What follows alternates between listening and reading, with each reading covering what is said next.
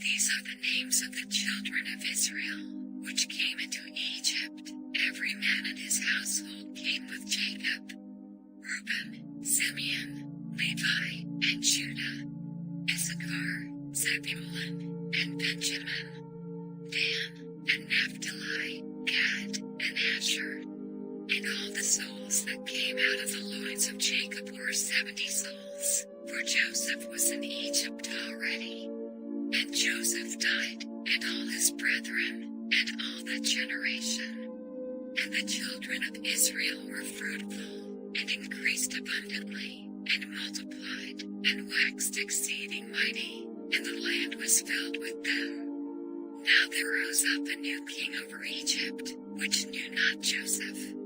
And he said unto his people, Behold, the people of the children of Israel are more and mightier than we.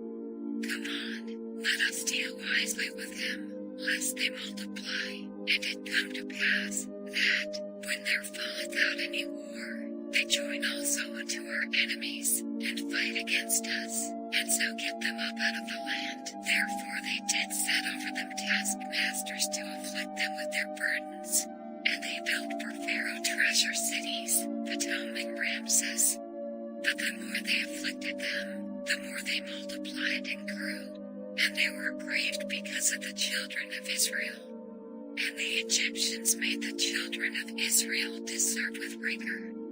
And they made their lives bitter with hard bondage, in mortar, and in brick, and in all manner of service in the field. All their service, wherein they made them serve, was with rigor.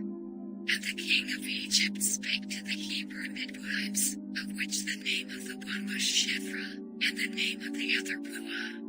And he said, When ye do the office of a midwife to the Hebrew women, and see them upon the stools, if it be a son, then ye shall kill him, but if it be a daughter, then she shall live. But the midwives feared God, and did not as the king of Egypt commanded them, but saved the men children alive. And the king of Egypt called for the midwives, and said unto them, Why have ye done this thing, and have saved the men children alive? And the midwives said unto Pharaoh, Because the Hebrew women are not as the Egyptian women, for they are lively, and are delivered ere the midwives come in unto them. Therefore God dealt well with the midwives, and the people multiplied, and waxed very mighty. And it came to pass, because the midwives feared God, that he made them houses. And Pharaoh charged all his people, saying, Every son that is born ye shall cast into the river, and every daughter ye shall save alive. And there went a man of the house of Levi, and took to wife a daughter of Levi. And the woman conceived, and bare a son, and when she saw him that he was a goodly child, she hid him 3 months. And when she could not longer hide him, she took for him an ark of bulrushes, and dabbed it with slime and with pitch, and put the child therein, and she laid it in the flags by the river's brink. And his sisters stood afar off, to wit what would be done to him. And the daughter of Pharaoh came down to wash herself at the river, and her maidens walked along by the river's side. And when she saw the ark among the flags, she sent her maid to fetch it. And when she had opened it, she saw the child, and, behold, the babe wept. And she had compassion on him, and said, This is one of the Hebrews' children. Then said his sister to Pharaoh's daughter, Shall I go and call to thee a nurse of the Hebrew women, that she may nurse the child for thee? And Pharaoh's daughter said to her, Go. And the maid went and called the child's mother. And Pharaoh's daughter said unto her, Take this child away, and nurse it for me, and I will give thee thy wages. And the woman took the child, and nursed it. And the child grew, and she brought him unto Pharaoh's daughter, and he became her son. And she called his name Moses, and she said, Because I drew him out of the water. And it came to pass in those days, when Moses was grown, that he went out unto his brethren, and looked on their burdens, and he spied an Egyptian smiting an Hebrew, one of his brethren, and he looked this way and that way, and when he saw that there was no man, he slew the Egyptian, and hid him in the sand. And when he went up the second day, behold, 2 men of the Hebrews strove together, and he said to him that did the wrong, Wherefore smitest thou thy fellow? And he said, Who made thee a prince and a judge over us? Intendest thou to kill me, as thou killedst the Egyptian? And Moses feared, and said, Surely this thing is known. Now when Pharaoh heard this thing, he sought to slay Moses. But Moses fled from the face of Pharaoh, and dwelt in the land of Midian, and he sat down by a well. Now the priest of Midian had 7 daughters, and they came and drew water, and filled the troughs to water their father's flock. And the shepherds came and drove them away, but Moses stood up and helped them, and watered their flock. And when they came to Reuel their father, he said, How is it that ye are come so soon today? And they said, An Egyptian delivered us out of the hand of the shepherds, and also drew water enough for us, and watered the flock. And he said unto his daughters, And where is he? Why is it that ye have left the man? Call him, that he may eat bread. And Moses was content to dwell with the man, and he gave Moses Zipporah his daughter. And she bare him a son, and he called his name Gershom, for he said, I have been a stranger in a strange land. And it came to pass in process of time, that the king of Egypt died, and the children of Israel sighed by reason of the bondage, and they cried, and their cry came up unto God by reason of the bondage. And God heard their groaning, and God remembered his covenant with Abraham, with Isaac, and with Jacob. And God looked upon the children of Israel, and God had respect unto them. Now Moses kept the flock of Jethro his father-in-law, the priest of Midian, and he led the flock to the backside of the desert, and came to the mountain of God, even to Horeb. And the angel of the Lord appeared unto him in a flame of fire out of the midst of the bush, and he looked, and, behold, the bush burned with fire, and the bush was not consumed.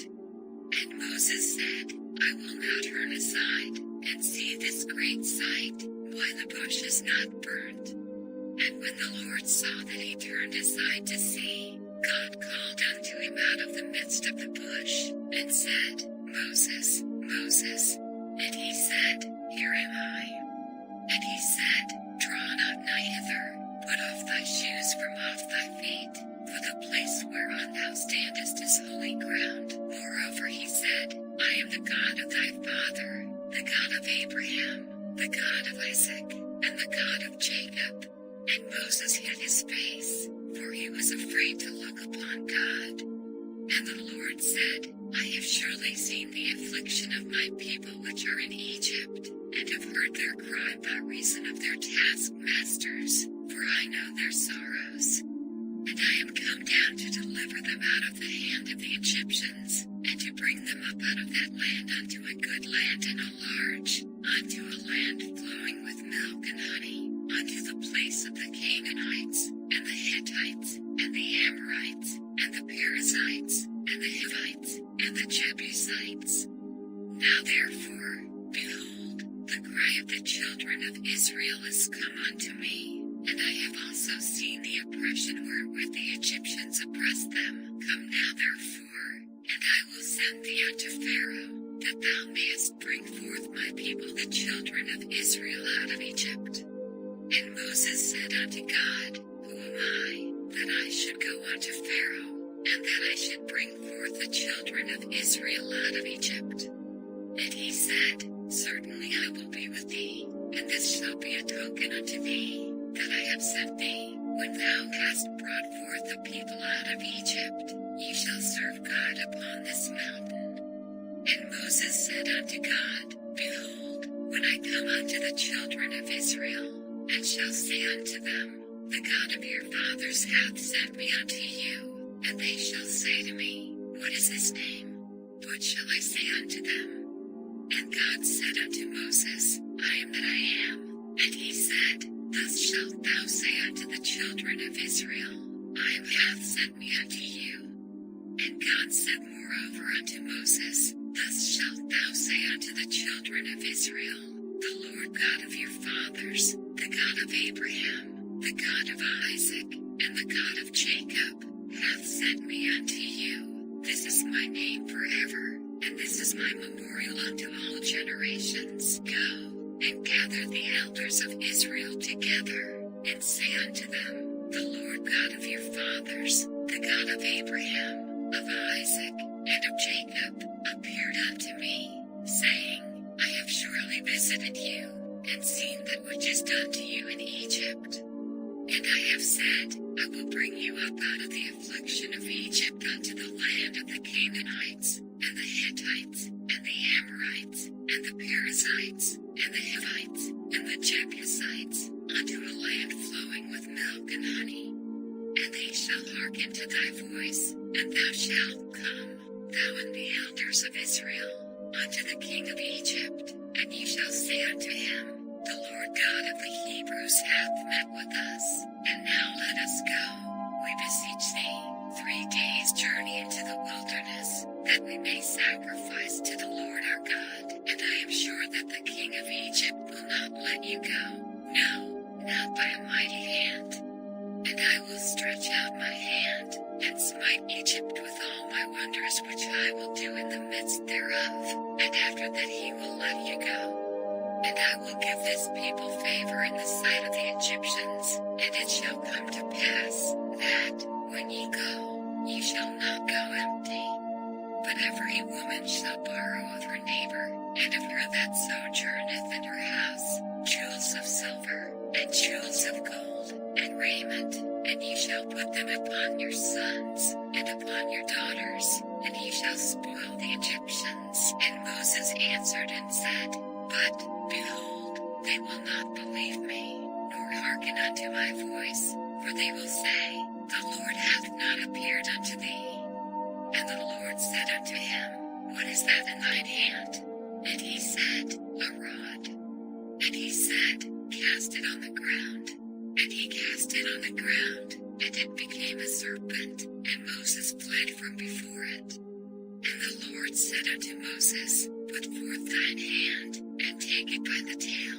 And he put forth his hand, and caught it, and it became a rod in his hand, that they may believe that the Lord God of their fathers, the God of Abraham, the God of Isaac, and the God of Jacob, hath appeared unto thee. And the Lord said furthermore unto him, Put now thine hand into thy bosom. And he put his hand into his bosom, and when he took it out, behold, his hand was leprous as snow. And he said, Put thine hand into thy bosom again. And he put his hand into his bosom again, and plucked it out of his bosom, and, behold, it was turned again as his other flesh. And it shall come to pass, if they will not believe thee, neither hearken to the voice of the first sign, that they will believe the voice of the latter sign.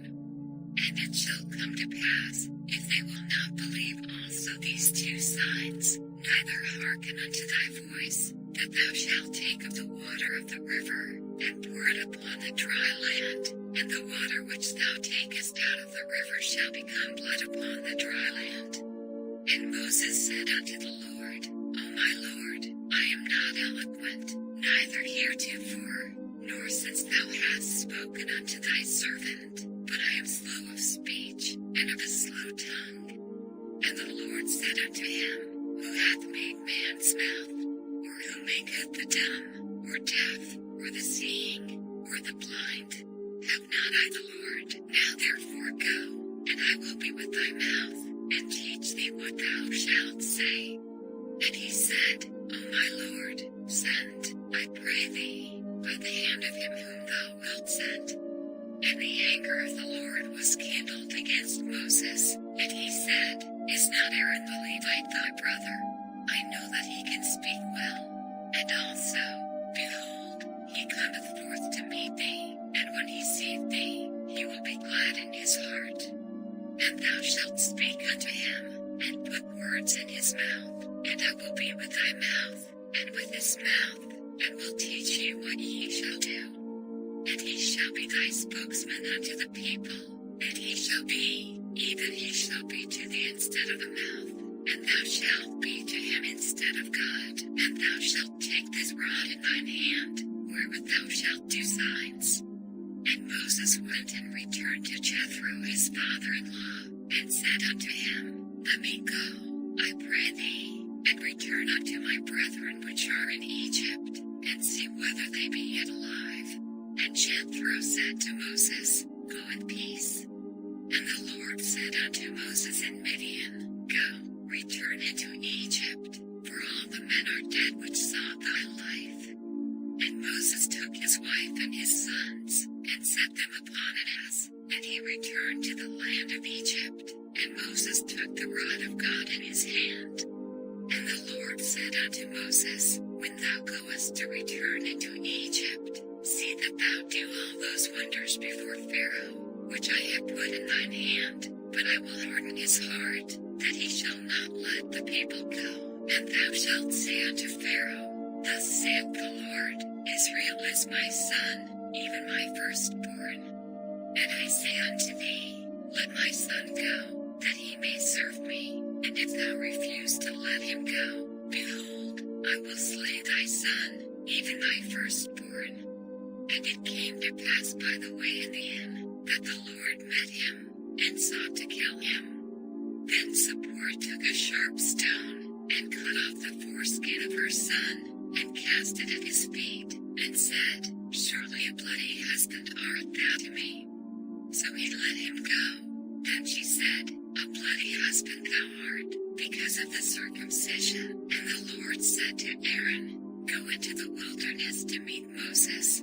And he went, and met him in the mount of God, and kissed him. And Moses told Aaron all the words of the Lord who had sent him, and all the signs which he had commanded him. And Moses and Aaron went and gathered together all the elders of the children of Israel. And Aaron spake all the words which the Lord had spoken unto Moses, and did the signs in the sight of the people. And the people believed, and when they heard that the Lord had visited the children of Israel, and that he had looked upon their affliction, then they bowed their heads and worshipped. And afterward Moses and Aaron went in, and told Pharaoh, Thus saith the Lord God of Israel, Let my people go, that they may hold a feast unto me in the wilderness. And Pharaoh said, Who is the Lord, that I should obey his voice to let Israel go? I know not the Lord, neither will I let Israel go. And they said, The God of the Hebrews hath met with us. Let us go, we pray thee, 3 days' journey into the desert, and sacrifice unto the Lord our God, lest he fall upon us with pestilence, or with the sword. And the king of Egypt said unto them, Wherefore do ye, Moses and Aaron, let the people from their works, get you unto your burdens? And Pharaoh said, Behold, the people of the land now are many, and ye make them rest from their burdens. And Pharaoh commanded the same day the taskmasters of the people, and their officers, saying, Ye shall no more give the people straw to make brick, as heretofore, let them go and gather straw for themselves. And the tale of the bricks, which they did make heretofore, ye shall lay upon them, ye shall not diminish aught thereof, for they be idle. Therefore they cry, saying, Let us go and sacrifice to our God. Let therefore work be laid upon the men, that they may labor therein, and let them not regard vain words. And the taskmasters of the people went out, and their officers, and they spake to the people, saying, Thus saith Pharaoh, I will not give you straw. Go ye, get you straw where ye can find it, yet not out of your work shall be diminished.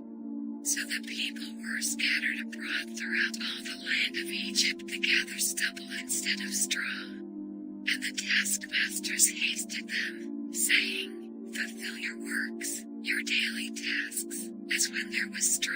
And the officers of the children of Israel, which Pharaoh's taskmasters had set over them, beaten, and demanded, "Wherefore have ye not fulfilled your task in making bread both yesterday and today, as heretofore?" Then the officers of the children of Israel came and cried unto Pharaoh, saying, "Wherefore dealest thou thus with thy servants?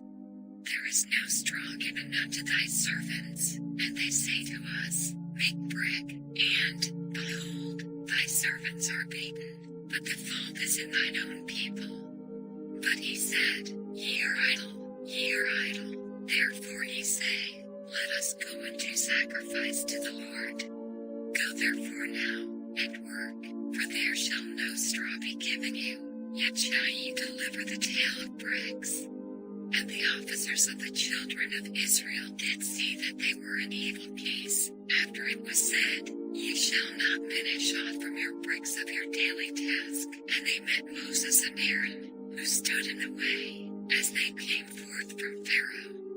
And they said unto them, The Lord look upon you, and judge, because ye have made our Saviour to be abhorred in the eyes of Pharaoh, and in the eyes of his servants, to put a sword in their hand to slay us. And Moses returned unto the Lord, and said, Lord, wherefore hast thou so evil entreated this people? Why is it that thou hast said me? For since I came to Pharaoh to speak in thy name, he hath done evil to this people, neither hast thou delivered thy people at all. Then the Lord said unto Moses, Now shalt thou see what I will do to Pharaoh, for with a strong hand shall he let them go, and with a strong hand shall he drive them out of his land. And God spake unto Moses, and said unto him, I am the Lord. And I appeared unto Abraham, unto Isaac, and unto Jacob, by the name of God Almighty, but by my name Jehovah was I not known to them. And I have also established my covenant with them, to give them the land of Canaan, the land of their pilgrimage, wherein they were strangers. And I have also heard the groaning of the children of Israel, whom the Egyptians keep in bondage, and I have remembered my covenant. Wherefore say unto the children of Israel, I am the Lord, and I will bring you out from under the burdens of the Egyptians, and I will rid you out of their bondage, and I will redeem you with a stretched out arm, and with great judgments. And I will take you to me for a people, and I will be to you a God, and ye shall know that I am the Lord your God, which bringeth you out from under the burdens of the Egyptians. And I will bring you in unto the land, concerning the which I did swear to give it to Abraham, to Isaac, and to Jacob, and I will give it you for an heritage. I am the Lord. And Moses spake so unto the children of Israel, but they hearkened not unto Moses for anguish of spirit, and for cruel bondage. And the Lord spake unto Moses, saying, Go in, speak unto Pharaoh king of Egypt, that he let the children of Israel go out of his land. And Moses spake before the Lord, saying, Behold, the children of Israel have not hearkened unto me. How then shall Pharaoh hear me, who am of uncircumcised lips? And the Lord spake unto Moses and unto Aaron, and gave them a charge unto the children of Israel, and unto Pharaoh king of Egypt, to bring the children of Israel out of the land of Egypt. These be the heads of their fathers' houses, the sons of Reuben the firstborn of Israel, Hanok, and Palu, Hezron, and Carmi. These be the families of Reuben. And the sons of Simeon, Jemuel, and Shimon, and Ohad, and Jachin, and Zohar, and Shaul the son of a Canaanitish woman. These are the families of Simeon. And these are the names of the sons of Levi according to their generations, Gershon, and Kohath, and Merari. And the years of the life of Levi were 137 years.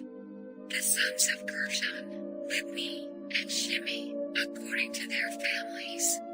And the sons of Kohath, Amram, and Izhar, and Hebron, and Uziel. And the years of the life of Kohath were 133 years. And the sons of Merari, Mahali and Mushi, These are the families of Levi according to their generations. And Amram took him Jochebed his father's sister to wife, and she bare him Aaron and Moses. And the years of the life of Amram were 137 years. And the sons of Izhar, Korah, and Nepheg, and Zitri. And the sons of Uzziel, Mishael, and Elzaphan, and Zithri. And Aaron took him Elisheba, daughter of Amminadab, sister of Nashon, to wife, and she bare him Nadab, and Abihu, Eleazar, and Edomar. And the sons of Korah, Asir, and Elkanah, and Abiasaph. These are the families of the Korites. And Eleazar Aaron's son took him one of the daughters of Putiel to wife, and she bare him Phinehas. These are the heads of the fathers of the Levites according to their families. These are that Aaron and Moses, to whom the Lord said, Bring out the children of Israel from the land of Egypt according to their armies. These are they which spake to Pharaoh king of Egypt, to bring out the children of Israel from Egypt. These are that Moses and Aaron.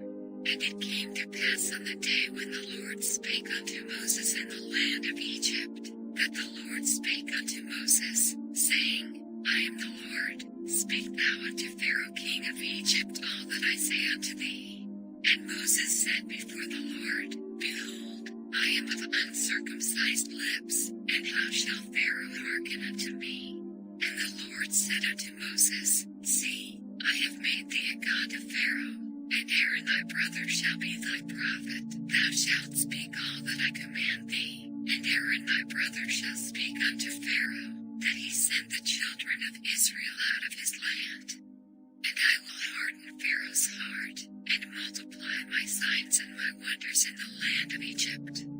But Pharaoh shall not hearken unto you, that I may lay my hand upon Egypt, and bring forth mine armies, and my people the children of Israel, out of the land of Egypt by great judgments. And the Egyptians shall know that I am the Lord, when I stretch forth mine hand upon Egypt, and bring out the children of Israel from among them. And Moses and Aaron did as the Lord commanded them, so did they. And Moses was 80 years old, and Aaron 83 years old, when they spake unto Pharaoh. And the Lord spake unto Moses and unto Aaron, saying, When Pharaoh shall speak unto you, saying, Show a miracle for you, then thou shalt say unto Aaron, Take thy rod, and cast it before Pharaoh, and it shall become a serpent. And Moses and Aaron went in unto Pharaoh, and they did so as the Lord had commanded. And Aaron cast down his rod before Pharaoh, and before his servants, and it became a serpent. Then Pharaoh also called the wise men and the sorcerers, now the magicians of Egypt. They also did in like manner with their enchantments. For they cast down every man his rod, and they became serpents. But Aaron's rod swallowed up their rods. And he hardened Pharaoh's heart, that he hearkened not unto them, as the Lord had said. And the Lord said unto Moses, Pharaoh's heart is hardened, he refuseth to let the people go. Get thee unto Pharaoh in the morning, lo, he goeth out unto the water, and thou shalt stand by the river's brink against he come, and the rod which was turned to a serpent shalt thou take in thine hand. And thou shalt say unto him, The Lord God of the Hebrews hath sent me unto thee, saying, Let my people go, that they may serve me in the wilderness. And, behold, hitherto thou wouldest not hear. Thus saith the Lord, In this thou shalt know that I am the Lord. Behold, I will smite with the rod that is in mine hand upon the waters which are in the river, and they shall be turned to blood. And the fish that is in the river shall die, and the river shall stink, and the Egyptians shall lewd it to drink of the water of the river. And the Lord spake unto Moses, Say unto Aaron, Take thy rod, and stretch out thine hand upon the waters of Egypt, upon their streams, upon their rivers, and upon their ponds, and upon all their pools of water, that they may become blood, and that there may be blood throughout all the land of Egypt, both in vessels of wood, and in vessels of stone. And Moses and Aaron did so, as the Lord commanded, and he lifted up the rod, and smote the waters that were in the river, in the sight of Pharaoh, and in the sight of his servants, and all the waters that were in the river were turned to blood. And the fish that was in the river died, and the river stank, and the Egyptians could not drink of the water of the river, and there was blood throughout all the land of Egypt. And the magicians of Egypt did so with their enchantments, and Pharaoh's heart was hardened, neither did he hearken unto them, as the Lord had said. And Pharaoh turned and went into his house, neither did he set his heart to this also. And all the Egyptians digged round about the river for water to drink, for they could not drink of the water of the river. And 7 days were fulfilled.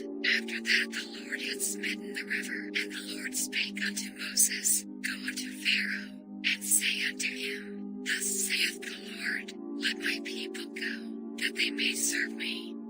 And if thou refuse to let them go, behold, I will smite all thy borders with frogs. And the river shall bring forth frogs abundantly, which shall go up and come into thine house, and into thy bedchamber, and upon thy bed, and into the house of thy servants, and upon thy people, and into thine ovens, and into thine eating troughs.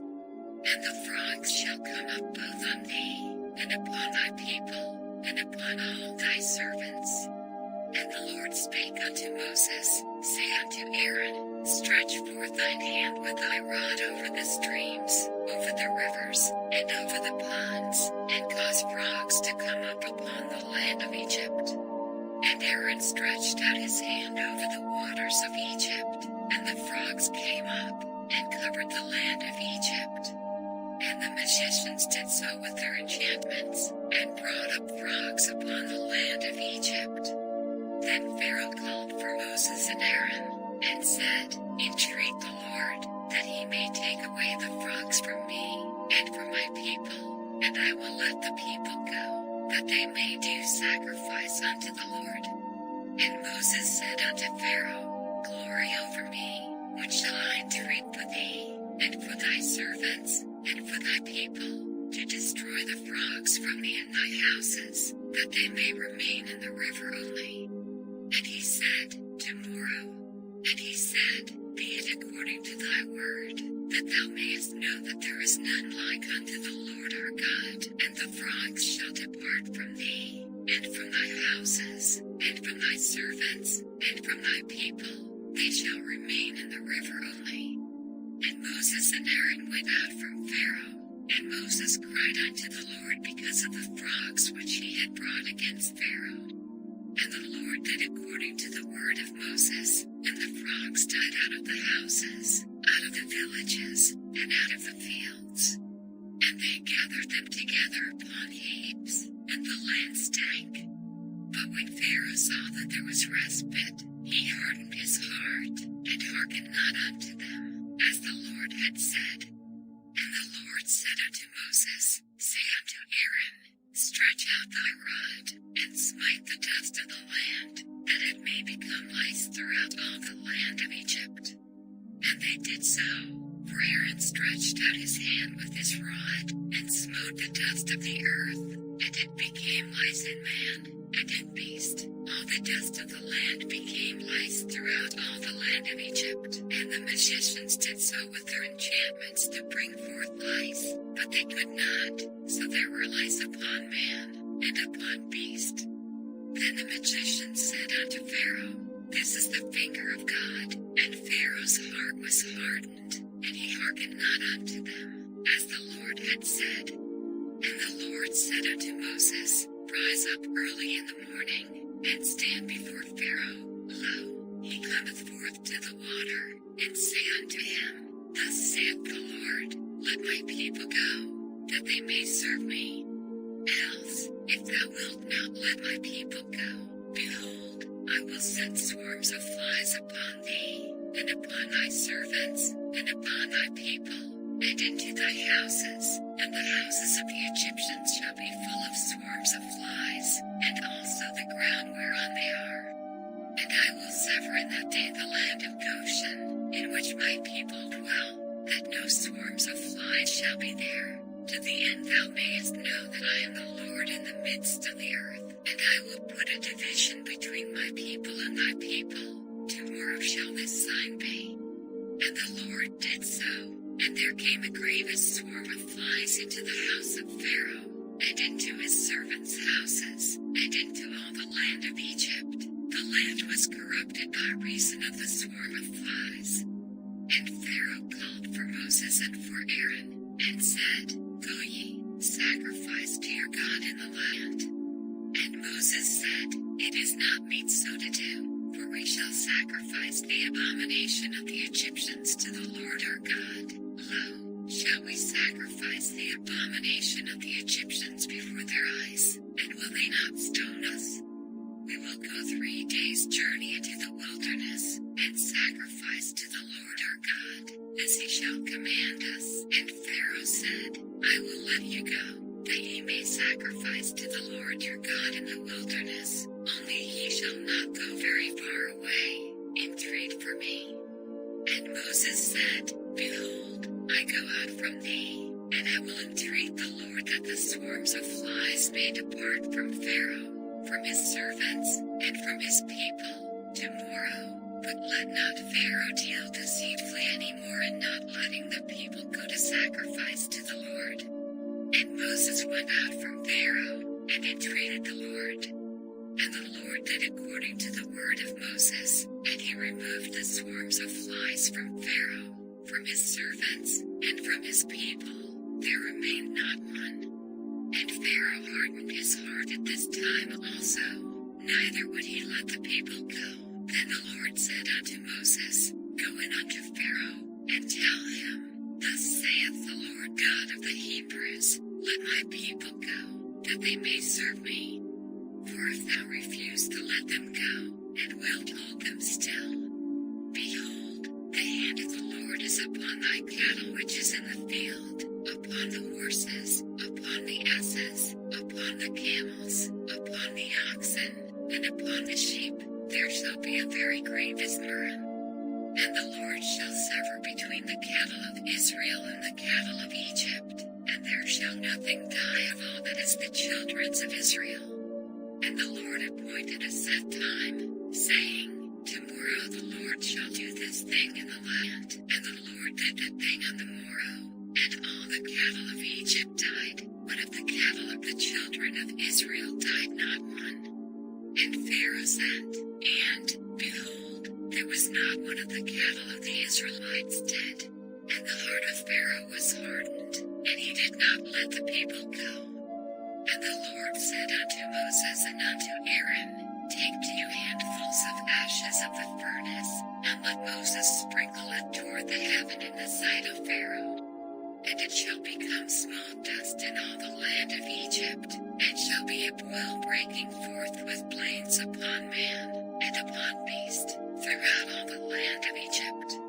And they took ashes of the furnace, and stood before Pharaoh, and Moses sprinkled it up toward heaven, and it became a boil breaking forth with plains upon man, and upon beast. And the magicians could not stand before Moses because of the boils, for the boil was upon the magicians, and upon all the Egyptians. And the Lord hardened the heart of Pharaoh, and he hearkened not unto them, as the Lord had spoken unto Moses. And the Lord said unto Moses, Rise up early in the morning, and stand before Pharaoh, and say unto him, Thus saith the Lord God of the Hebrews, Let my people go, that they may serve me. For I will at this time send all my plagues upon thine heart, and upon thy servants, and upon thy people, that thou mayest know that there is none like me in all the earth. For now I will stretch out my hand, that I may smite thee and thy people with pestilence, and thou shalt be cut off from the earth. And in very deed for this cause have I raised thee up, for to show in thee my power, and that my name may be declared throughout all the earth. As yet exaltest thou thyself against my people, that thou wilt not let them go. Behold, tomorrow about this time I will cause it to rain a very grievous hail, such as hath not been in Egypt since the foundation thereof even until now. Send therefore now, and gather thy cattle, and all that thou hast in the field, for upon every man and beast which shall be found in the field, and shall not be brought home, the hail shall come down upon them, and they shall die. He that feared the word of the Lord among the servants of Pharaoh made his servants and his cattle flee into the houses, and he that regarded not the word of the Lord left his servants and his cattle in the field. And the Lord said unto Moses, Stretch forth thine hand toward heaven, that there may be hail in all the land of Egypt, upon man, and upon beast, and upon every herb of the field, throughout the land of Egypt. And Moses stretched forth his rod toward heaven, and the Lord sent thunder and hail, and the fire ran along upon the ground, and the Lord rained hail upon the land of Egypt. So there was hail, and fire mingled with the hail, very grievous, such as there was none like it in all the land of Egypt since it became a nation. And the hail smote throughout all the land of Egypt all that was in the field, both man and beast, and the hail smote every herb of the field, and brake every tree of the field. Only in the land of Goshen, where the children of Israel were, was there no hail. And Pharaoh sent, and called for Moses and Aaron, and said unto them, I have sent this time, the Lord is righteous, and I and my people are wicked. Entreat the Lord, for it is enough, that there be no more mighty thunderings and hail, and I will let you go, and ye shall stay no longer. And Moses said unto him, As soon as I am gone out of the city, I will spread abroad my hands unto the Lord, and the thunder shall cease, neither shall there be any more hail, that thou mayest know how that the earth is the Lord's. But as for thee and thy servants, I know that ye will not yet fear the Lord God. And the flax and the barley was smitten, for the barley was in the ear, and the flax was bold. But the wheat and the rue were not smitten, for they were not grown up. And Moses went out of the city from Pharaoh, and spread abroad his hands unto the Lord, and the thunders and hail ceased, and the rain was not poured upon the earth.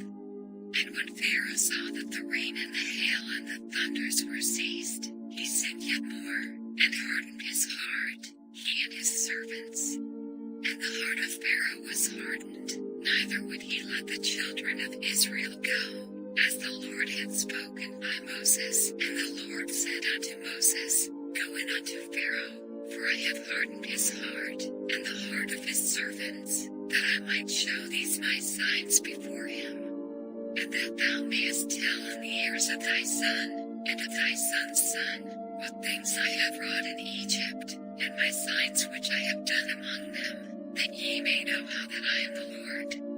And Moses and Aaron came in unto Pharaoh, and said unto him, Thus saith the Lord God of the Hebrews, How long wilt thou refuse to humble thyself before me? Let my people go, that they may serve me. Else, if thou refuse to let my people go, behold, tomorrow will I bring the locusts into thy coast, and they shall cover the face of the earth, that one cannot be able to see the earth, and they shall leave the residue of that which is escaped, which remaineth unto you from the hail, and shall eat every tree which groweth for you out of the field. And they shall fill thy houses, and the houses of all thy servants, and the houses of all the Egyptians, which neither thy fathers, nor thy fathers' fathers have seen, since the day that they were upon the earth unto this day. And he turned himself, and went out from Pharaoh. And Pharaoh's servants said unto him, How long shall this man be a snare unto us? Let the men go, that they may serve the Lord their God. Knowest thou not yet that Egypt is destroyed? And Moses and Aaron were brought again unto Pharaoh, and he said unto them, Go, serve the Lord your God. But who are they that shall go? And Moses said, we will go with our young and with our old, with our sons and with our daughters, with our flocks and with our herds will we go, for we must hold a feast unto the Lord. And he said unto them, let the Lord be so with you, as I will let you go, and your little ones, look to it, for evil is before you. Not so, go now ye that are men, and serve the Lord, for that ye did desire. And they were driven out from Pharaoh's presence. And the Lord said unto Moses, stretch out thine hand over the land of Egypt for the locusts, that they may come up upon the land of Egypt, and eat every herb of the land, even all that the hail hath left. And Moses stretched forth his rod over the land of Egypt, and the Lord brought an east wind upon the land all that day, and all that night, and when it was morning, the east wind brought the locusts, and the locusts went up over all the land of Egypt, and rested in all the coasts of Egypt. Very grievous were they. Before them there were no such locusts as they, neither after them shall be such. For they covered the face of the whole earth, so that the land was darkened, and they did eat every herb of the land, and all the fruit of the trees which the hail had left. And there remained not any green thing in the trees, or in the herbs of the field, through all the land of Egypt. Then Pharaoh called for Moses and Aaron in haste, and he said, I have sinned against the Lord your God, and against you. Now therefore forgive, I pray thee, my sin only this once, and entreat the Lord your God, that he may take away from me this death only. And he went out from Pharaoh, and entreated the Lord, and the Lord turned a mighty strong west wind, which took away the locusts, and cast them into the Red Sea. There remained not one locust in all the coasts of Egypt. But the Lord hardened Pharaoh's heart, so that he would not let the children of Israel go.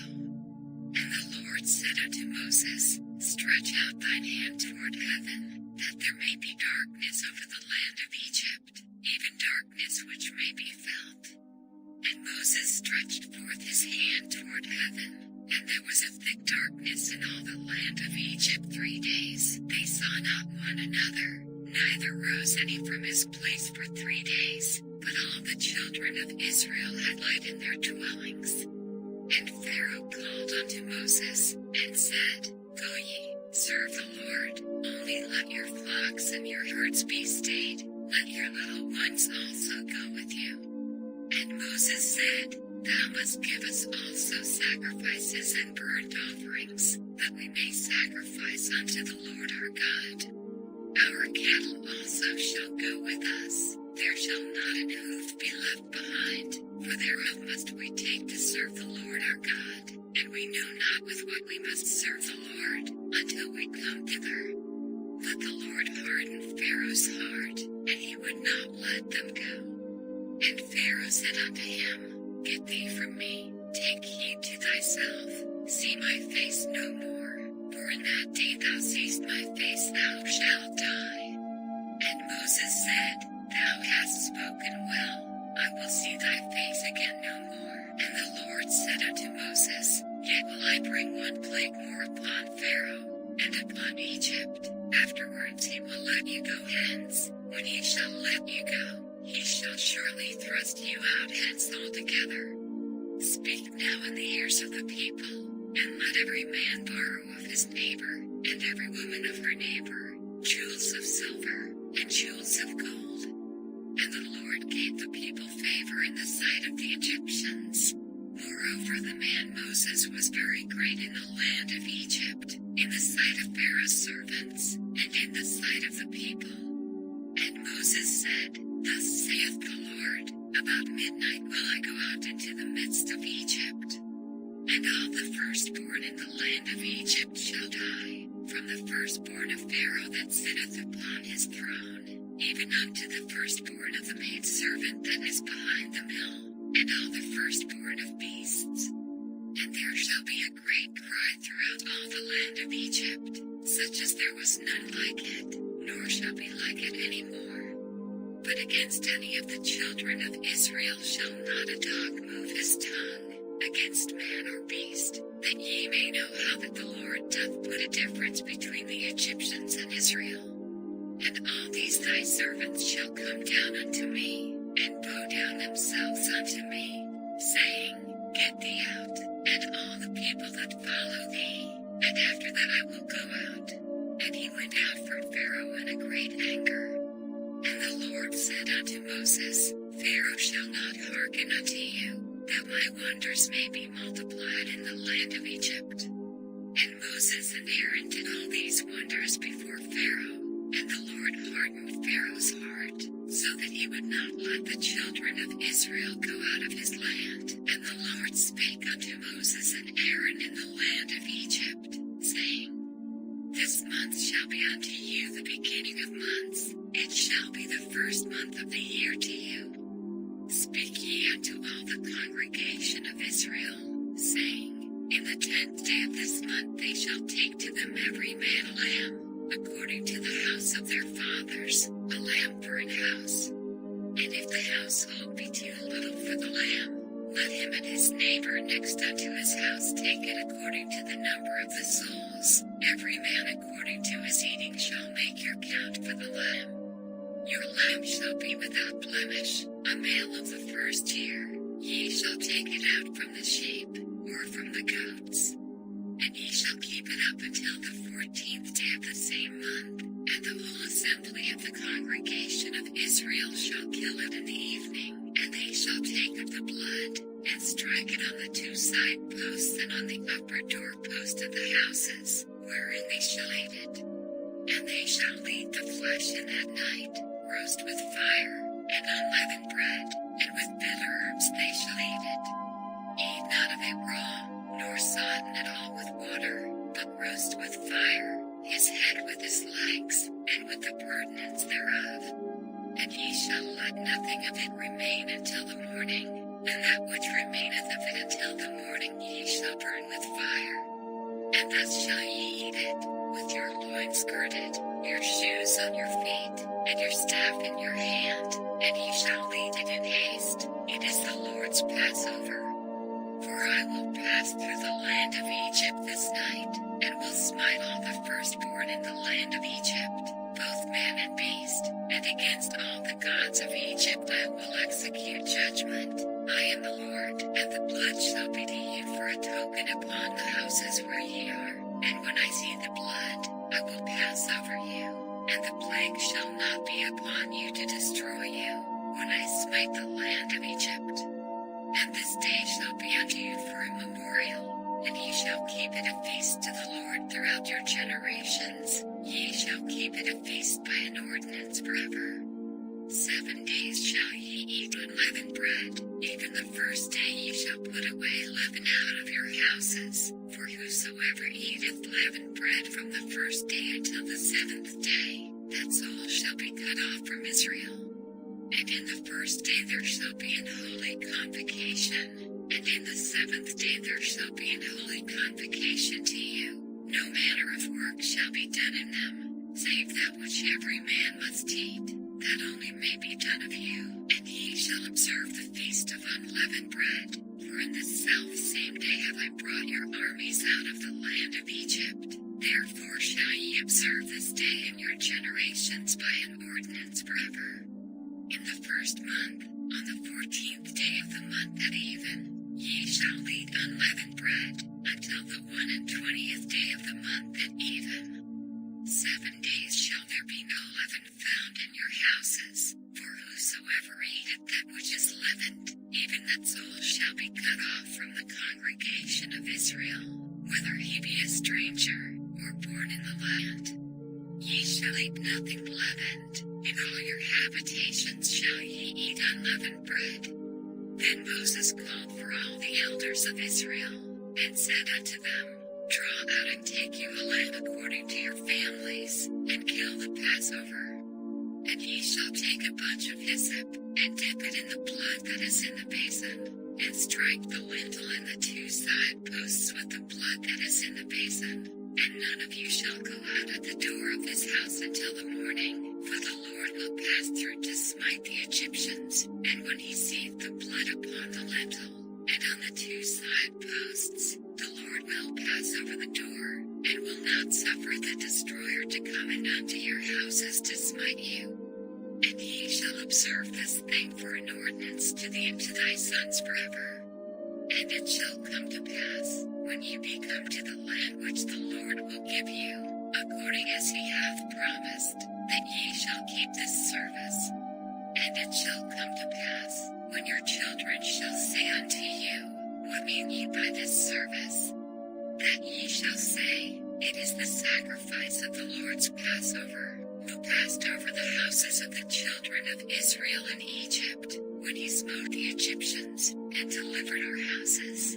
And the people bowed the head and worshipped. And the children of Israel went away, and did as the Lord had commanded Moses and Aaron, so did they. And it came to pass, that at midnight the Lord smote all the firstborn in the land of Egypt, from the firstborn of Pharaoh that sat on his throne unto the firstborn of the captive that was in the dungeon, and all the firstborn of cattle. And Pharaoh rose up in the night, he, and all his servants, and all the Egyptians, and there was a great cry in Egypt, for there was not a house where there was not one dead. And he called for Moses and Aaron by night, and said, Rise up, and get ye forth from among my people, both ye and the children of Israel, and go, serve the Lord, as ye have said. Also take your flocks and your herds, as ye have said, and be gone, and bless me also. And the Egyptians were urgent upon the people, that they might send them out of the land in haste, for they said, We be all dead men. And the people took their dough before it was leavened, their kneading troughs being bound up and their clothes upon their shoulders. And the children of Israel did according to the word of Moses, and they borrowed of the Egyptians jewels of silver, and jewels of gold, and raiment. And the Lord gave the people favor in the sight of the Egyptians, so that they lent unto them such things as they required, and they spoiled the Egyptians. And the children of Israel journeyed from Ramesses to Succoth, about 600,000 on foot that were men, beside children, and a mixed multitude went up also with him, and flocks, and herds, even very much cattle. And they baked unleavened cakes of the dough which they brought forth out of Egypt, for it was not leavened, because they were thrust out of Egypt, and could not tarry, neither had they prepared for themselves any victual. Now the sojourning of the children of Israel, who dwelt in Egypt, was 430 years. And it came to pass at the end of the 430 years, even the selfsame day it came to pass, that all the hosts of the Lord went out from the land of Egypt. It is a night to be much observed unto the Lord for bringing them out from the land of Egypt. This is that night of the Lord to be observed of all the children of Israel and their generations. And the Lord said unto Moses and Aaron, This is the ordinance of the Passover. There shall no stranger eat thereof. But every man's servant that is bought for money, when thou hast circumcised him, then shall he eat thereof. A foreigner and an hired servant shall not eat thereof. In one house shall it be eaten. Thou shalt not carry forth aught of the flesh abroad out of the house, neither shall ye break a bone thereof. All the congregation of Israel shall keep it. And when a stranger shall sojourn with thee, and will keep the Passover to the Lord, let all his males be circumcised, and then let him come near and keep it, and he shall be as one that is born in the land, for no uncircumcised person shall eat thereof. What law shall be to him that is homeborn, and unto the stranger that sojourneth among you? Thus did all the children of Israel, as the Lord commanded Moses and Aaron, so did they. And it came to pass the selfsame day, that the Lord did bring the children of Israel out of the land of Egypt by their armies. And the Lord spake unto Moses, saying, Sanctify unto me all the firstborn, Whatsoever openeth the womb among the children of Israel, both of man and of beast, it is mine. And Moses said unto the people, Remember this day, in which ye came out from Egypt, out of the house of bondage, for by strength of hand the Lord brought you out from this place. There shall no leavened bread be eaten. This day came ye out in the month of Abib. And it shall be when the Lord shall bring thee into the land of the Canaanites, and the Hittites, and the Amorites, and the Hivites, and the Jebusites, which he sware unto thy fathers to give thee, a land flowing with milk and honey, that thou shalt keep this service in this month. 7 days thou shalt eat unleavened bread, and in the 7th day shall be a feast to the Lord. Unleavened bread shall be eaten 7 days, and there shall no leavened bread be seen with thee, neither shall there be leaven seen with thee in all thy quarters. And thou shalt show thy son in that day, saying, This is done because of that which the Lord did unto me when I came forth out of Egypt. And it shall be for a sign unto thee upon thine hand, and for a memorial between thine eyes, that the Lord's law may be in thy mouth. For with a strong hand hath the Lord brought thee out of Egypt. Thou shalt therefore keep this ordinance in his season from year to year, and it shall be when the Lord shall bring thee into the land of the Canaanites, as he sware unto thee and to thy fathers, and shall give it thee, that thou shalt set apart unto the Lord all that openeth the matrix, and every firstling that cometh of a beast which thou hast, the males shall be the Lord's. And every firstling of an ass thou shalt redeem with a lamb, and if thou wilt not redeem it, then thou shalt break his neck, and all the firstborn of man among thy children shalt thou redeem.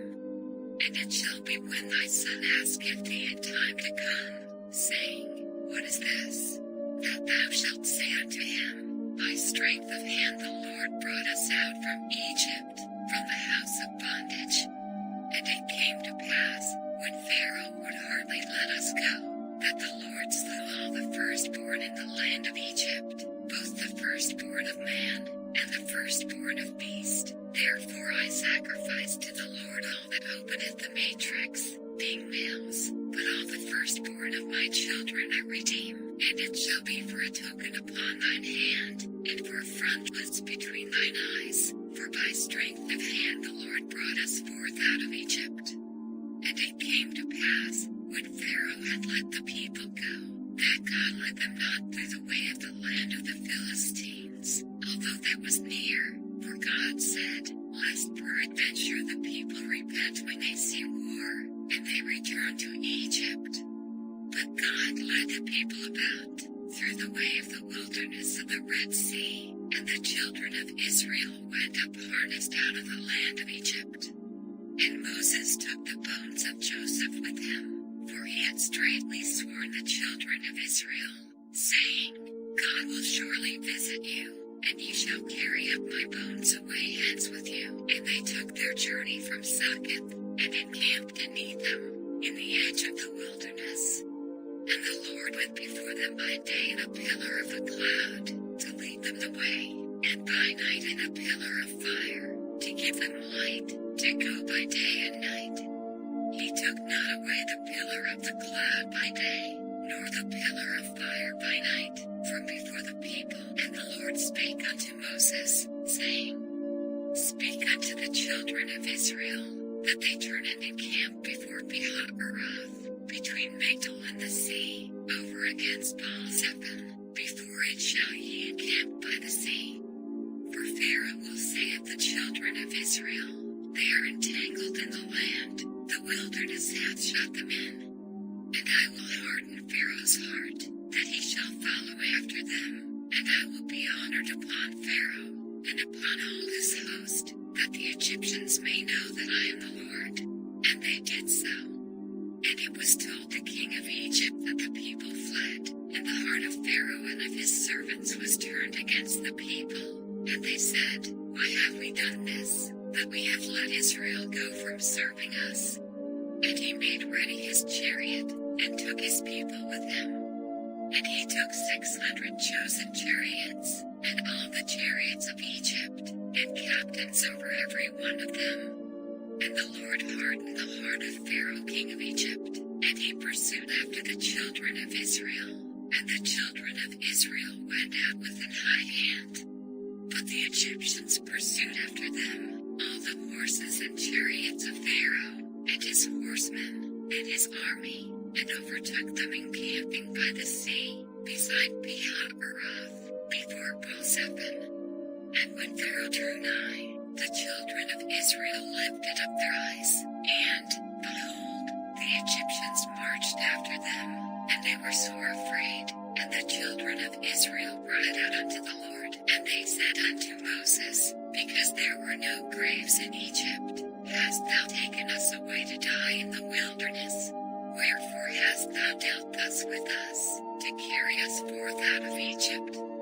Is not this the word that we did tell thee in Egypt, saying, let us alone, that we may serve the Egyptians? For it had been better for us to serve the Egyptians, than that we should die in the wilderness. And Moses said unto the people, fear ye not, stand still, and see the salvation of the Lord, which he will show to you today. For the Egyptians whom ye have seen today, ye shall see them again no more forever. The Lord shall fight for you, and ye shall hold your peace. And the Lord said unto Moses, wherefore criest thou unto me? Speak unto the children of Israel, that they go forward. But lift thou up thy rod, and stretch out thine hand over the sea, and divide it, and the children of Israel shall go on dry ground through the midst of the sea. And behold, I will harden the hearts of the Egyptians, and they shall follow them.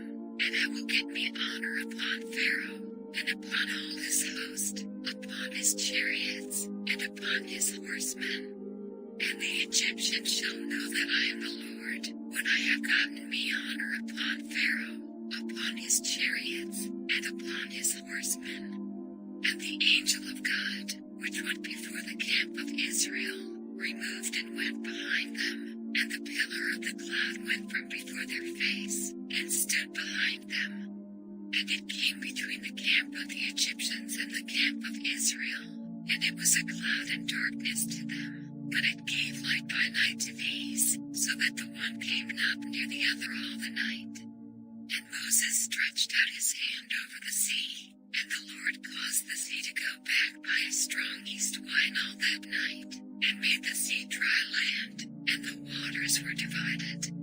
And the children of Israel went into the midst of the sea upon the dry ground, and the waters were a wall unto them on their right hand, and on their left. And the Egyptians pursued, and went in after them to the midst of the sea, even all Pharaoh's horses, his chariots, and his horsemen. And it came to pass, that in the morning watch the Lord looked unto the host of the Egyptians through the pillar of fire and of the cloud, and troubled the host of the Egyptians, and took off their chariot wheels, that they drave them heavily, so that the Egyptians said, let us flee from the face of Israel, for the Lord fighteth for them against the Egyptians. And the Lord said unto Moses, stretch out thine hand over the sea, that the waters may come again upon the Egyptians, upon their chariots, and upon their horsemen. And Moses stretched forth his hand over the sea, and the sea returned to his strength when the morning appeared, and the Egyptians fled against it, and the Lord overthrew the Egyptians in the midst of the sea. And the waters returned, and covered the chariots, and the horsemen, and all the host of Pharaoh that came into the sea after them. There remained not so much as one of them. But the children of Israel walked upon dry land in the midst of the sea, and the waters were a wall unto them on their right hand, and on their left. Thus the Lord saved Israel that day out of the hand of the Egyptians, and Israel saw the Egyptians dead upon the seashore. And Israel saw that great work which the Lord did upon the Egyptians, and the people feared the Lord, and believed the Lord, and his servant Moses. Then sang Moses and the children of Israel this song unto the Lord, and spake, saying, I will sing unto the Lord, for he hath triumphed gloriously. gloriously. The horse and his rider hath he thrown into the sea. The Lord is my strength and song, and he has become my salvation. He is my God, and I will prepare him an habitation, my father's God, and I will exalt him. The Lord is a man of war, the Lord is his name. Pharaoh's chariots and his host hath he cast into the sea. His chosen captains also are drowned in the Red Sea. The depths have covered them, they sank into the bottom as a stone. Thy right hand, O Lord, is become glorious in power. Thy right hand, O Lord, hath dashed in pieces the enemy. And in the greatness of thine excellency thou hast overthrown them that rose up against thee. Thou sentest forth thy wrath, which consumed them as stubble. And with the blast of thy nostrils the waters were gathered together. The floods stood upright as an heap, and the depths were congealed in the heart of the sea. The enemy said, I will pursue, I will overtake, I will divide the spoil. My lust shall be satisfied upon them. I will draw my sword, my hand shall destroy them. Thou didst blow with thy wind, the sea covered them, they sank as lead in the mighty waters. Who is like unto thee, O Lord, among the gods? Who is like thee, glorious in holiness, fearful in praises, doing wonders? Thou stretchedst out thy right hand, the earth swallowed them. Thou in thy mercy hast led forth the people which thou hast redeemed. Thou hast guided them in thy strength unto thy holy habitation. The people shall hear, and be afraid. Sorrow shall take hold on the inhabitants of Palestina. Then the dukes of Edom shall be amazed. The mighty men of Moab, trembling shall take hold upon them. All the inhabitants of Canaan shall melt away. Fear and dread shall fall upon them. By the greatness of thine arm they shall be as still as a stone, till thy people pass over, O Lord, till the people pass over, which thou hast purchased. Thou shalt bring them in, and plant them in the mountain of thine inheritance, in the place, O Lord, which thou hast made for thee to dwell in the sanctuary, O Lord, which thy hands have established. The Lord shall reign forever and ever. For the horse of Pharaoh went in with his chariots and with his horsemen into the sea, and the Lord brought again the waters of the sea upon them. But the children of Israel went on dry land in the midst of the sea, and Miriam the prophetess, the sister of Aaron, took a timbrel in her hand, and all the women went out after her with timbrels and with dances. And Miriam answered them, Sing ye to the Lord, for he hath triumphed gloriously. The horse and his rider hath he thrown into the sea. So Moses brought Israel from the Red Sea, and they went out into the wilderness of Shur. And they went 3 days in the wilderness, and found no water. And when they came to Marah, they could not drink of the waters of Marah, for they were bitter. Therefore the name of it was called Marah.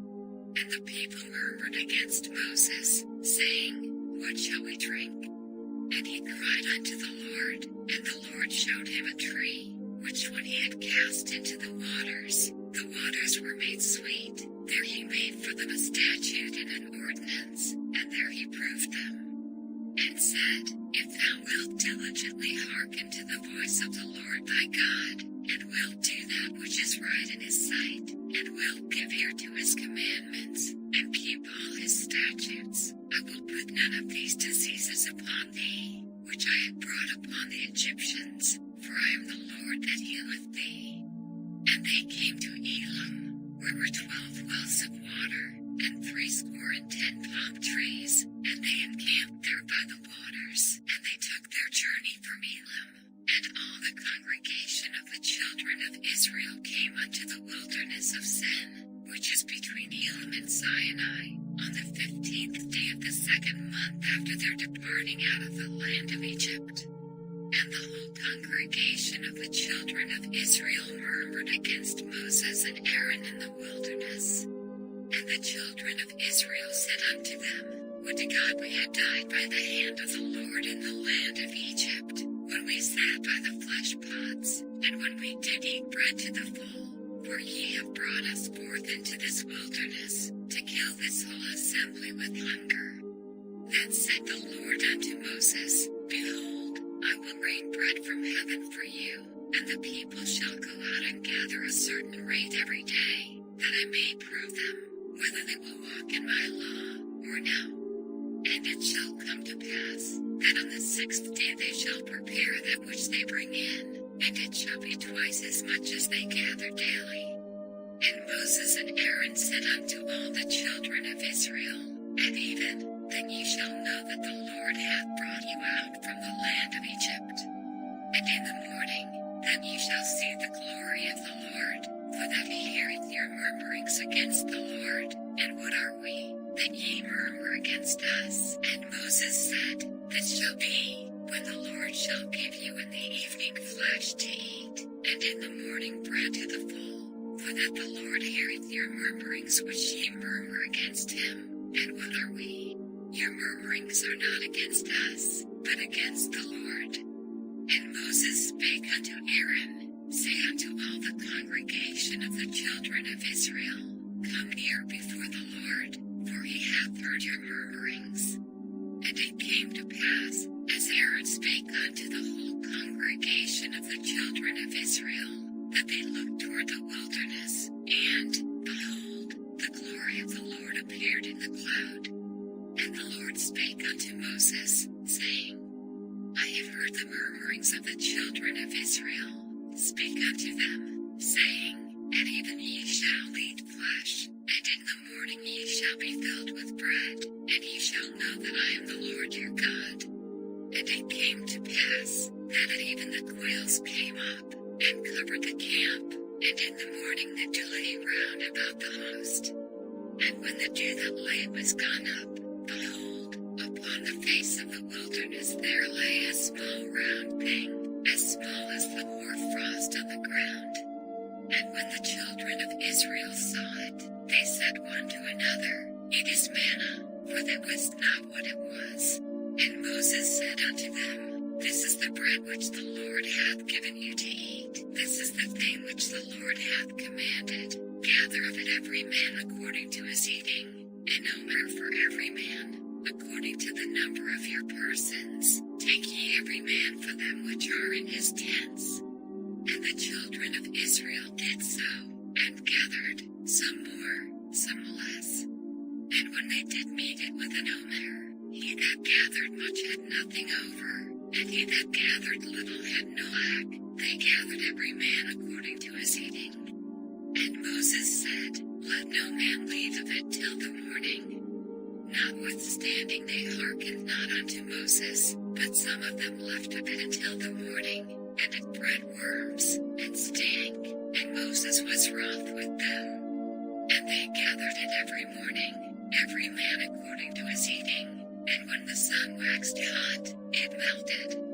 And it came to pass, that on the 6th day they gathered twice as much bread, 2 omers for one man. And all the rulers of the congregation came and told Moses. And he said unto them, This is that which the Lord hath said, Tomorrow is the rest of the holy Sabbath unto the Lord. Bake that which ye will bake today, and see that ye will seethe, and that which remaineth over lay up for you to be kept until the morning. And they laid it up till the morning, as Moses bade, and it did not stink, neither was there any worm therein. And Moses said, Eat that today, for today is a Sabbath unto the Lord. Today ye shall not find it in the field. 6 days ye shall gather it, but on the 7th day, which is the Sabbath, in it there shall be none. And it came to pass, that there went out some of the people on the 7th day for to gather, and they found none. And the Lord said unto Moses, How long refused ye to keep my commandments and my laws? See, for that the Lord hath given you the Sabbath, therefore he giveth you on the 6th day the bread of 2 days. Abide ye every man in his place. Let no man go out of his place on the 7th day. So the people rested on the 7th day, and the house of Israel called the name thereof manna. and it was like coriander seed, white, and the taste of it was like wafers made with honey. And Moses said, This is the thing which the Lord commandeth. Fill an omer of it to be kept for your generations, that they may see the bread wherewith I have fed you in the wilderness, when I brought you forth from the land of Egypt. And Moses said unto Aaron, Take a pot, and put an omer full of manna therein, and lay it up before the Lord, to be kept for your generations. As the Lord commanded Moses, so Aaron laid it up before the testimony, to be kept. And the children of Israel did eat manna 40 years, until they came to a land inhabited. They did eat manna, until they came unto the borders of the land of Canaan. Now an omer is the 10th part of an ephah, and all the congregation of the children of Israel journeyed from the wilderness of Sin, after their journeys, according to the commandment of the Lord, and pitched in Rephidim, and there was no water for the people to drink. Wherefore the people did chide with Moses, and said, Give us water that we may drink. And Moses said unto them, Why chide ye with me? Wherefore do ye tempt the Lord?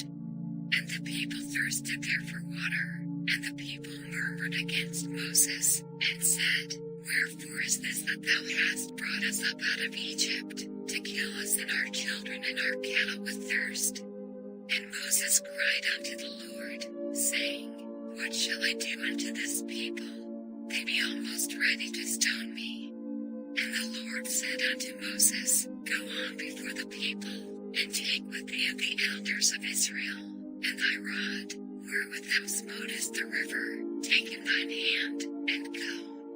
Behold, I will stand before thee there upon the rock in Horeb, and thou shalt smite the rock, and there shall come water out of it, that the people may drink. And Moses did so in the sight of the elders of Israel. And he called the name of the place Massah and Meribah, because of the chiding of the children of Israel, and because they tempted the Lord, saying, Is the Lord among us, or not? Then came Amalek, and fought with Israel in Rephidim. And Moses said unto Joshua, Choose us out men, and go out, fight with Amalek. Tomorrow I will stand on the top of the hill with the rod of God in mine hand.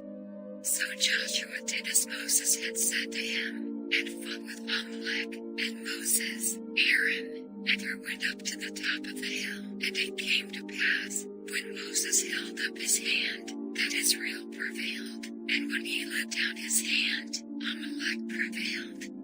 But Moses' hands were heavy, and they took a stone, and put it under him, and he sat thereon. And Aaron and Hur stayed up his hands, the one on the one side, and the other on the other side, and his hands were steady until the going down of the sun. And Joshua discomfited Amalek and his people with the edge of the sword. And the Lord said unto Moses, Write this for a memorial in a book, and rehearse it in the ears of Joshua, for I will utterly put out the remembrance of Amalek from under heaven. And Moses built an altar, and called the name of it Jehovah-Nissi. For he said, Because the Lord hath sworn that the Lord will have war with Amalek from generation to generation.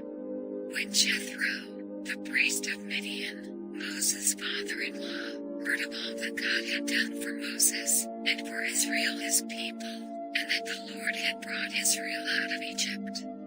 Then Jethro, Moses' father-in-law, took Zipporah, Moses' wife, after he had sent her back, and her 2 sons, of which the name of the one was Gershom, for he said, I have been an alien in a strange land. And the name of the other was Eliezer, for the God of my father, said he, was mine help, and delivered me from the sword of Pharaoh. And Jethro, Moses' father-in-law, came with his sons and his wife unto Moses into the wilderness, where he encamped at the mount of God. And he said unto Moses, And thy father-in-law Jethro am come unto thee, and thy wife, and her 2 sons with her. And Moses went out to meet his father-in-law, and did obeisance, and kissed him. and they asked each other of their welfare, and they came into the tent.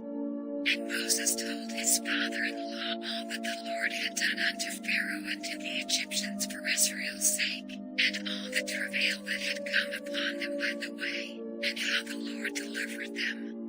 And Jethro rejoiced for all the goodness which the Lord had done to Israel, whom he had delivered out of the hand of the Egyptians. And Jethro said, Blessed be the Lord, who hath delivered you out of the hand of the Egyptians, and out of the hand of Pharaoh, who hath delivered the people from under the hand of the Egyptians. Now I know that the Lord is greater than all gods, for in the thing wherein they dealt proudly he was above them. And Jethro, Moses' father-in-law, took a burnt offering and sacrifices for God, and Aaron came, and all the elders of Israel, to eat bread with Moses' father-in-law before God. And it came to pass on the morrow, that Moses sat to judge the people, and the people stood by Moses from the morning unto the evening. And when Moses' father-in-law saw all that he did to the people, he said, What is this thing that thou doest to the people? Why sittest thou thyself alone, and all the people stand by thee from morning unto even? And Moses said unto his father-in-law, Because the people come unto me to inquire of God. When they have a matter, they come unto me, and I judge between one and another, and I do make them know the statutes of God, and his laws. And Moses' father-in-law said unto him, The thing that thou doest is not good. Thou wilt surely wear away, both thou, and this people that is with thee, for this thing is too heavy for thee. Thou art not able to perform it thyself alone. Hearken now unto my voice, I will give thee counsel, and God shall be with thee. Be thou for the people to God ward, that thou mayest bring the causes unto God. And thou shalt teach them ordinances and laws, and shalt show them the way wherein they must walk, and the work that they must do. Moreover thou shalt provide out of all the people able men, such as fear God, men of truth, hating covetousness, and place such over them, to be rulers of thousands, and rulers of hundreds, rulers of fifties, and rulers of tens. And let them judge the people at all seasons, and it shall be, that every great matter they shall bring unto thee, but every small matter they shall judge, so shall it be easier for thyself, and they shall bear the burden with thee. If thou shalt do this thing, and God command thee so, then thou shalt be able to endure, and all this people shall also go to their place in peace. So Moses hearkened to the voice of his father-in-law, and did all that he had said. And Moses chose able men out of all Israel, and made them heads over the people, rulers of thousands, rulers of hundreds, rulers of fifties, and rulers of tens. And they judged the people at all seasons. The hard causes they brought unto Moses, but every small matter they judged themselves. And Moses let his father-in-law depart, and he went his way into his own land. In the 3rd month, when the children of Israel were gone forth out of the land of Egypt, the same day came they into the wilderness of Sinai. For they were departed from Rephidim, and were come to the desert of Sinai, and had pitched in the wilderness, and there Israel camped before the mount. And Moses went up unto God, and the Lord called unto him out of the mountain, saying, Thus shalt thou say to the house of Jacob, and tell the children of Israel, Ye have seen what I did unto the Egyptians, and how I bare you on eagle's wings, and brought you unto myself. Now therefore, if ye will obey my voice indeed, and keep my covenant, then ye shall be a peculiar treasure unto me above all people, for all the earth is mine. And ye shall be unto me a kingdom of priests, and an holy nation. These are the words which thou shalt speak unto the children of Israel. And Moses came and called for the elders of the people, and laid before their faces all these words which the Lord commanded him. And all the people answered together, and said, All that the Lord hath spoken we will do. And Moses returned the words of the people unto the Lord. And the Lord said unto Moses, Lo, I come unto thee in a thick cloud, that the people may hear when I speak with thee, and believe thee forever. And Moses told the words of the people unto the Lord. And the Lord said unto Moses, Go unto the people, and sanctify them today and tomorrow, and let them wash their clothes, and be ready against the third day. For the third day the Lord will come down in the sight of all the people upon Mount Sinai, and thou shalt set bounds unto the people round about, saying, Take heed to yourselves, that ye go not up into the mount, or touch the border of it. Whosoever toucheth the mount shall be surely put to death.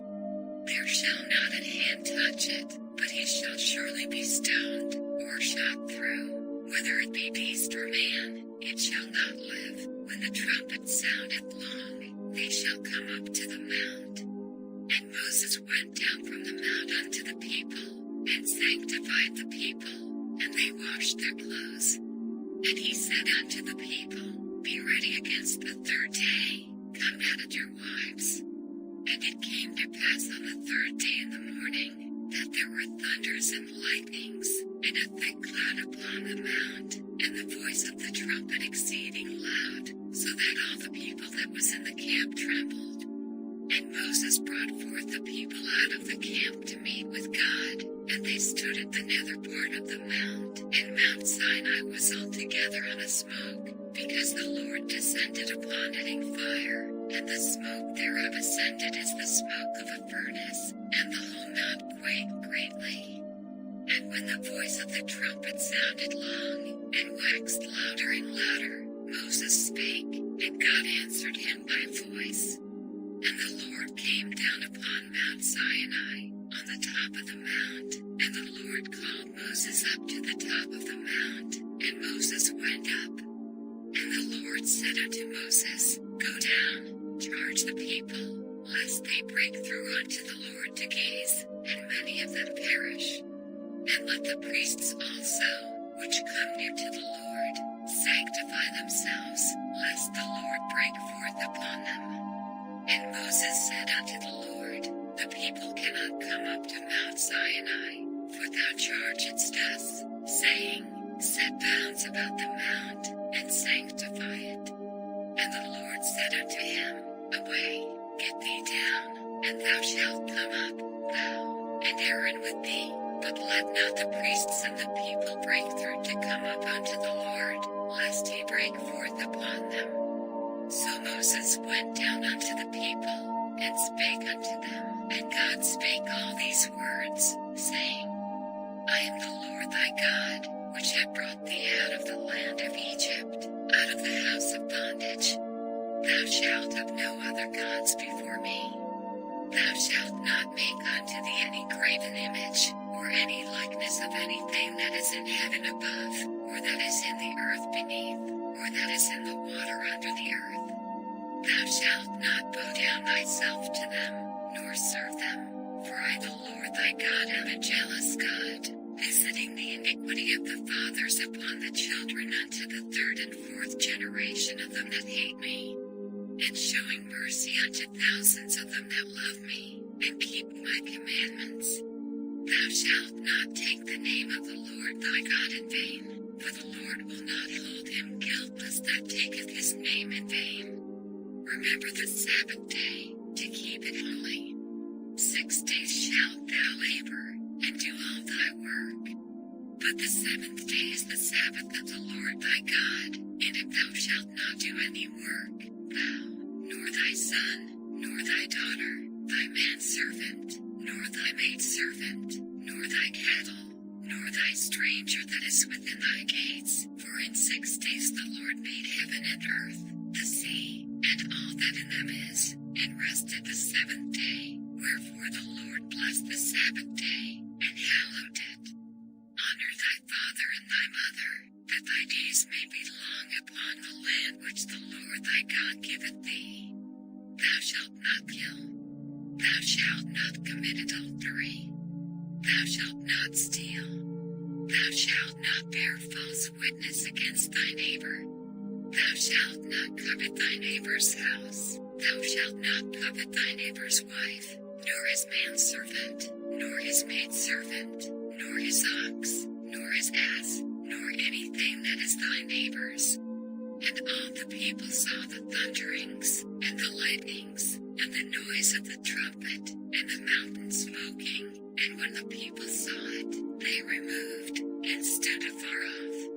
And they said unto Moses, Speak thou with us, and we will hear, but let not God speak with us, lest we die. And Moses said unto the people, Fear not, for God is come to prove you, and that his fear may be before your faces, that ye sin not. And the people stood afar off, and Moses drew near unto the thick darkness where God was.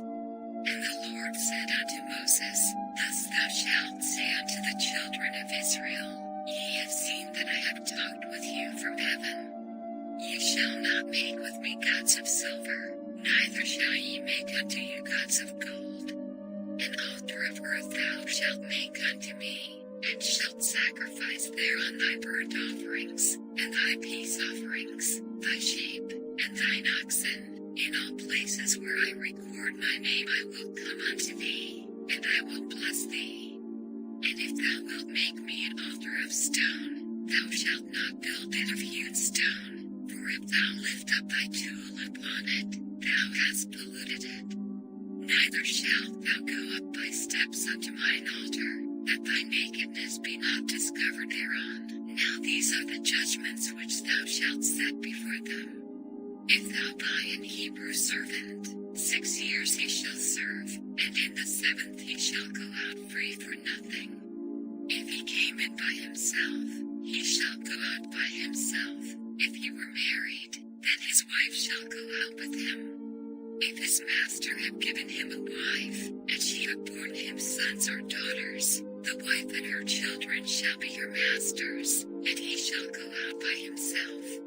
And if the servant shall plainly say, I love my master, my wife, and my children, I will not go out free, then his master shall bring him unto the judges. He shall also bring him to the door, or unto the doorpost, and his master shall bore his ear through with an awl, and he shall serve him forever. And if a man sell his daughter to be a maidservant, she shall not go out as the menservants do. If she please not her master, who hath betrothed her to himself, then shall he let her be redeemed. To sell her unto a strange nation he shall have no power, seeing he hath dealt deceitfully with her. And if he have betrothed her unto his son, he shall deal with her after the manner of daughters. If he take him another wife, her food, her raiment, and her duty of marriage, shall he not diminish? And if he do not these 3 unto her, then shall she go out free without money. He that smiteth the man, so that he die, shall be surely put to death. And if a man lie not in wait, but God deliver him into his hand, then I will appoint thee a place whither he shall flee. But if a man come presumptuously upon his neighbor, to slay him with guile, thou shalt take him from mine altar, that he may die. And he that smiteth his father, or his mother, shall be surely put to death. And he that stealeth the man, and selleth him, or if he be found in his hand, he shall surely be put to death. And he that curseth his father, or his mother, shall surely be put to death. And if men strive together, and one smite another with a stone, or with his fist, and he die not, but keepeth his bed, if he rise again, and walk abroad upon his staff, then shall he that smote him be quit, only he shall pay for the loss of his time, and shall cause him to be thoroughly healed. And if a man smite his servant, or his maid, with a rod, and he die under his hand, he shall be surely punished. Notwithstanding, if he continue a day or 2, he shall not be punished, for he is his money. If men strive, and hurt a woman with child, so that her fruit depart from her, and yet no mischief follow, he shall be surely punished, according as the woman's husband will lay upon him, and he shall pay as the judges determine. And if any mischief follow, then thou shalt give life for life, eye for eye, tooth for tooth, hand for hand, foot for foot, burning for burning, wound for wound, stripe for stripe. And if a man smite the eye of his servant, or the eye of his maid, that it perish, he shall let him go free for his eye's sake. And if he smite out his manservant's tooth, or his maidservant's tooth, he shall let him go free for his tooth's sake. If an ox gore a man or a woman, that they die, then the ox shall be surely stoned, and his flesh shall not be eaten, but the owner of the ox shall be quit. But if the ox were wont to push with his horn in time past, and it hath been testified to his owner, and he hath not kept him in, but that he hath killed a man or a woman, the ox shall be stoned, and his owner also shall be put to death. If there be laid on him a sum of money, then he shall give for the ransom of his life whatsoever is laid upon him. Whether he have gored a son, or have gored a daughter, according to this judgment shall it be done unto him. If the ox shall push a manservant or a maidservant, he shall give unto their master 30 shekels of silver, and the ox shall be stoned. And if a man shall open a pit, or if a man shall dig a pit, and not cover it, and an ox or an ass fall therein, the owner of the pit shall make it good, and give money unto the owner of them, and the dead beast shall be his. And if one man's ox hurt another's, that he die, then they shall sell the live ox, and divide the money of it, and the dead ox also they shall divide. Or if it be known that the ox hath used to push in time past, and his owner hath not kept him in, he shall surely pay ox for ox, and the dead shall be his own. If a man shall steal an ox, or a sheep, and kill it, or sell it, he shall restore 5 oxen for an ox, and 4 sheep for a sheep. If a thief be found breaking up, and be smitten that he die, there shall no blood be shed for him. If the sun be risen upon him, there shall be blood shed for him, for he should make full restitution. If he have nothing, then he shall be sold for his theft. If the theft be certainly found in his hand alive, whether it be ox, or ass, or sheep, he shall restore double. If a man shall cause a field or vineyard to be eaten, and shall put in his beast, and shall feed in another man's field, of the best of his own field, and of the best of his own vineyard, shall he make restitution. If fire break out, and catch in thorns, so that the stacks of corn, or the standing corn, or the field, be consumed therewith, he that kindled the fire shall surely make restitution. If a man shall deliver unto his neighbor money or stuff to keep, and it be stolen out of the man's house, if the thief be found, let him pay double. If the thief be not found, then the master of the house shall be brought unto the judges, to see whether he have put his hand unto his neighbor's goods. For all manner of trespass, whether it be for ox, for ass, for sheep, for raiment, or for any manner of lost thing, which another challengeth to be his, the cause of both parties shall come before the judges, and whom the judges shall condemn, he shall pay double unto his neighbor. If a man deliver unto his neighbor an ass, or an ox, or a sheep, or any beast, to keep, and it die, or be hurt, or driven away, no man seeing it, then shall an oath of the Lord be between them both, that he hath not put his hand unto his neighbor's goods, and the owner of it shall accept thereof, and he shall not make it good. And if it be stolen from him, he shall make restitution unto the owner thereof. If it be torn in pieces, then let him bring it for witness, and he shall not make good that which was torn. And if a man borrow out of his neighbor, and it be hurt, or die, the owner thereof being not with it, he shall surely make it good. But if the owner thereof be with it, he shall not make it good. If it be an hired thing, it came for his hire. And if a man entice a maid that is not betrothed, and lie with her, he shall surely endow her to be his wife. If her father utterly refuse to give her unto him, he shall pay money according to the dowry of virgins. Thou shalt not suffer a witch to live. Whosoever lieth with a beast shall surely be put to death. He that sacrificeth unto any god, save unto the Lord only, he shall be utterly destroyed. Thou shalt neither vex a stranger, nor oppress him, for ye were strangers in the land of Egypt. Ye shall not afflict any widow, or fatherless child. If thou afflict them in any wise, and they cry at all unto me, I will surely hear their cry. And my wrath shall wax hot, and I will kill you with the sword, and your wives shall be widows, and your children fatherless. If thou lend money to any of my people that is poor by thee, thou shalt not be to him as an usurer, neither shalt thou lay upon him usury. If thou at all take thy neighbor's raiment to pledge, thou shalt deliver it unto him by that the sun goeth down. For that is his covering only, it is his raiment for his skin, wherein shall he sleep. And it shall come to pass, when he crieth unto me, that I will hear, for I am gracious. Thou shalt not revile the gods, nor curse the ruler of thy people. Thou shalt not delay to offer the first of thy ripe fruits, and of thy liquors, the firstborn of thy sons shalt thou give unto me. Likewise shalt thou do with thine oxen, and with thy sheep. 7 days it shall be with his dam. On the 8th day thou shalt give it me. And ye shall be holy men unto me.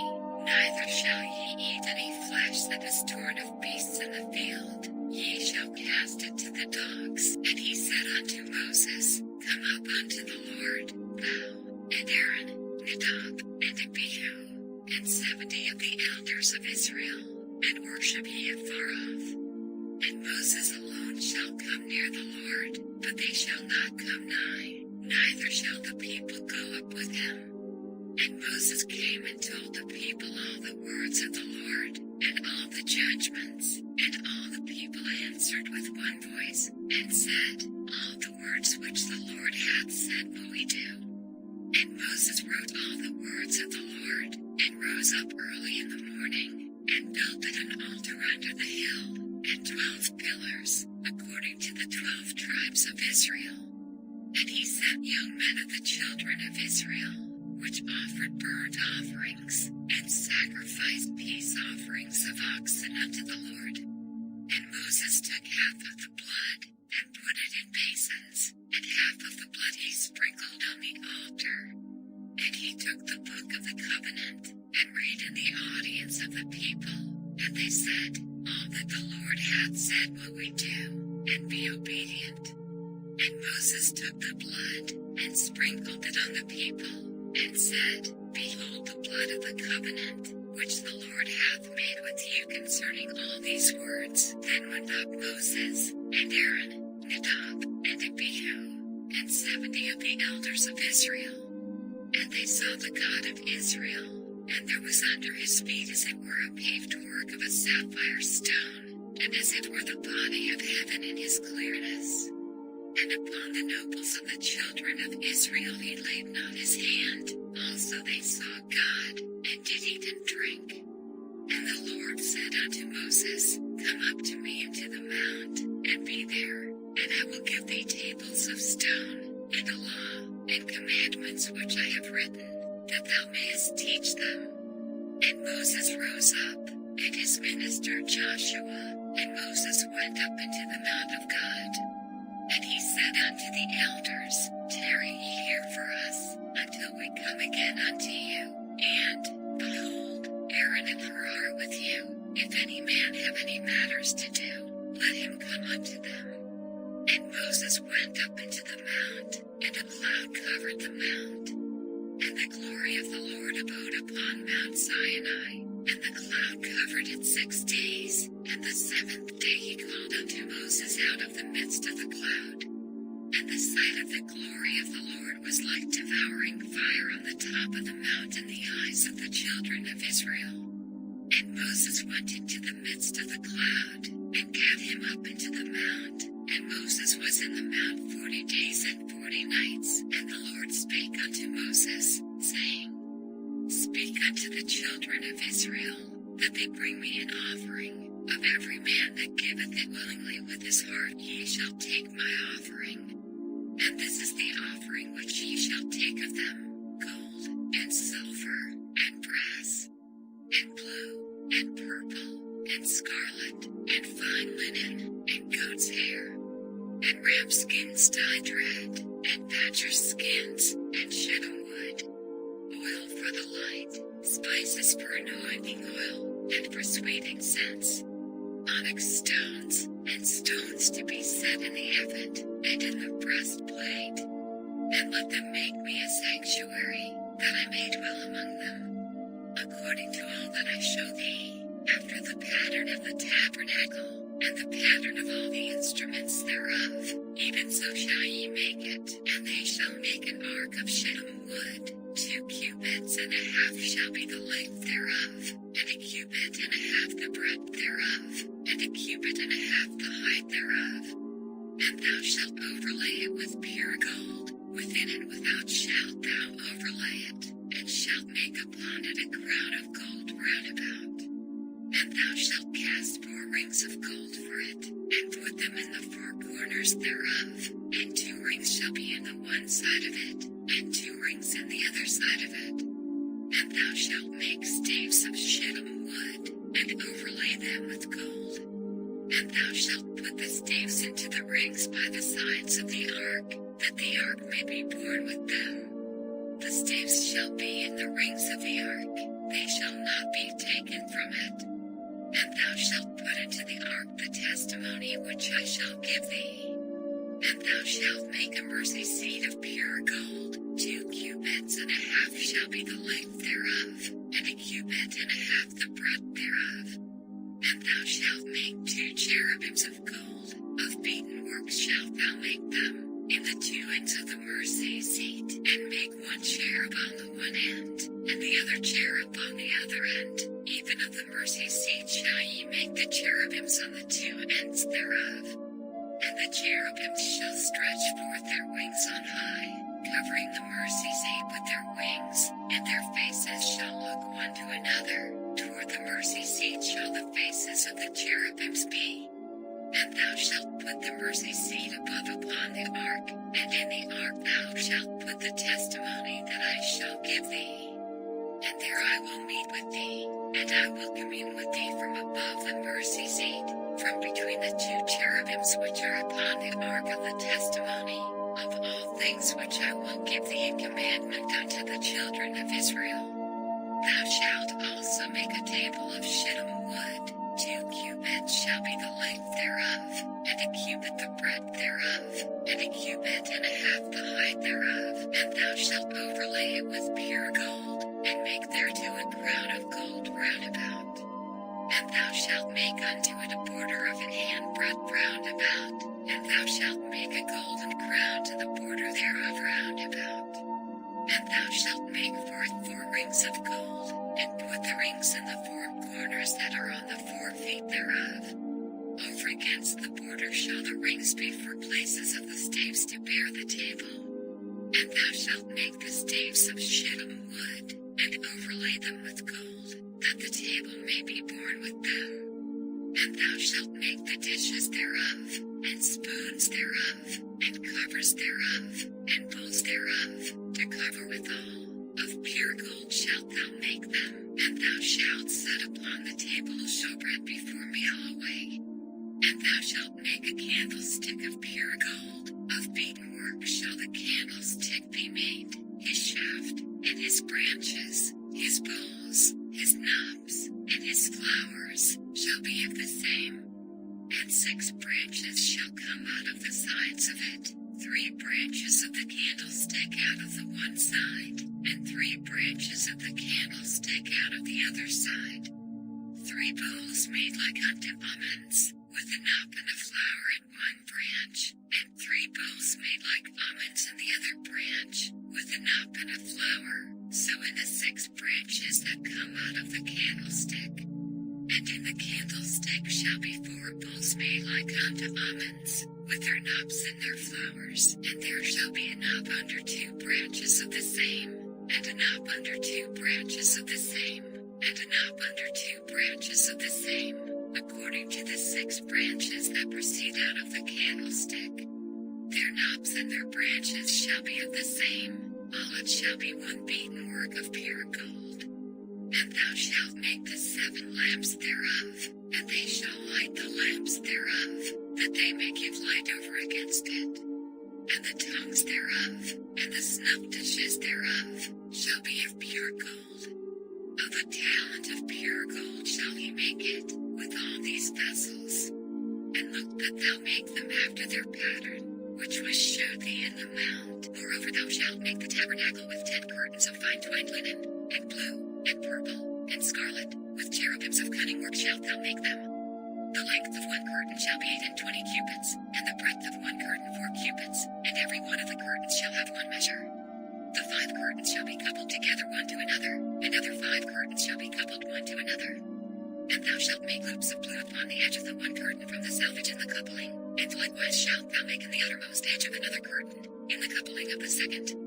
50 loops shalt thou make in the one curtain, and 50 loops shalt thou make in the edge of the curtain that is in the coupling of the second, that the loops may take hold one of another. And thou shalt make 50 taches of gold, and couple the curtains together with the taches, and it shall be one tabernacle.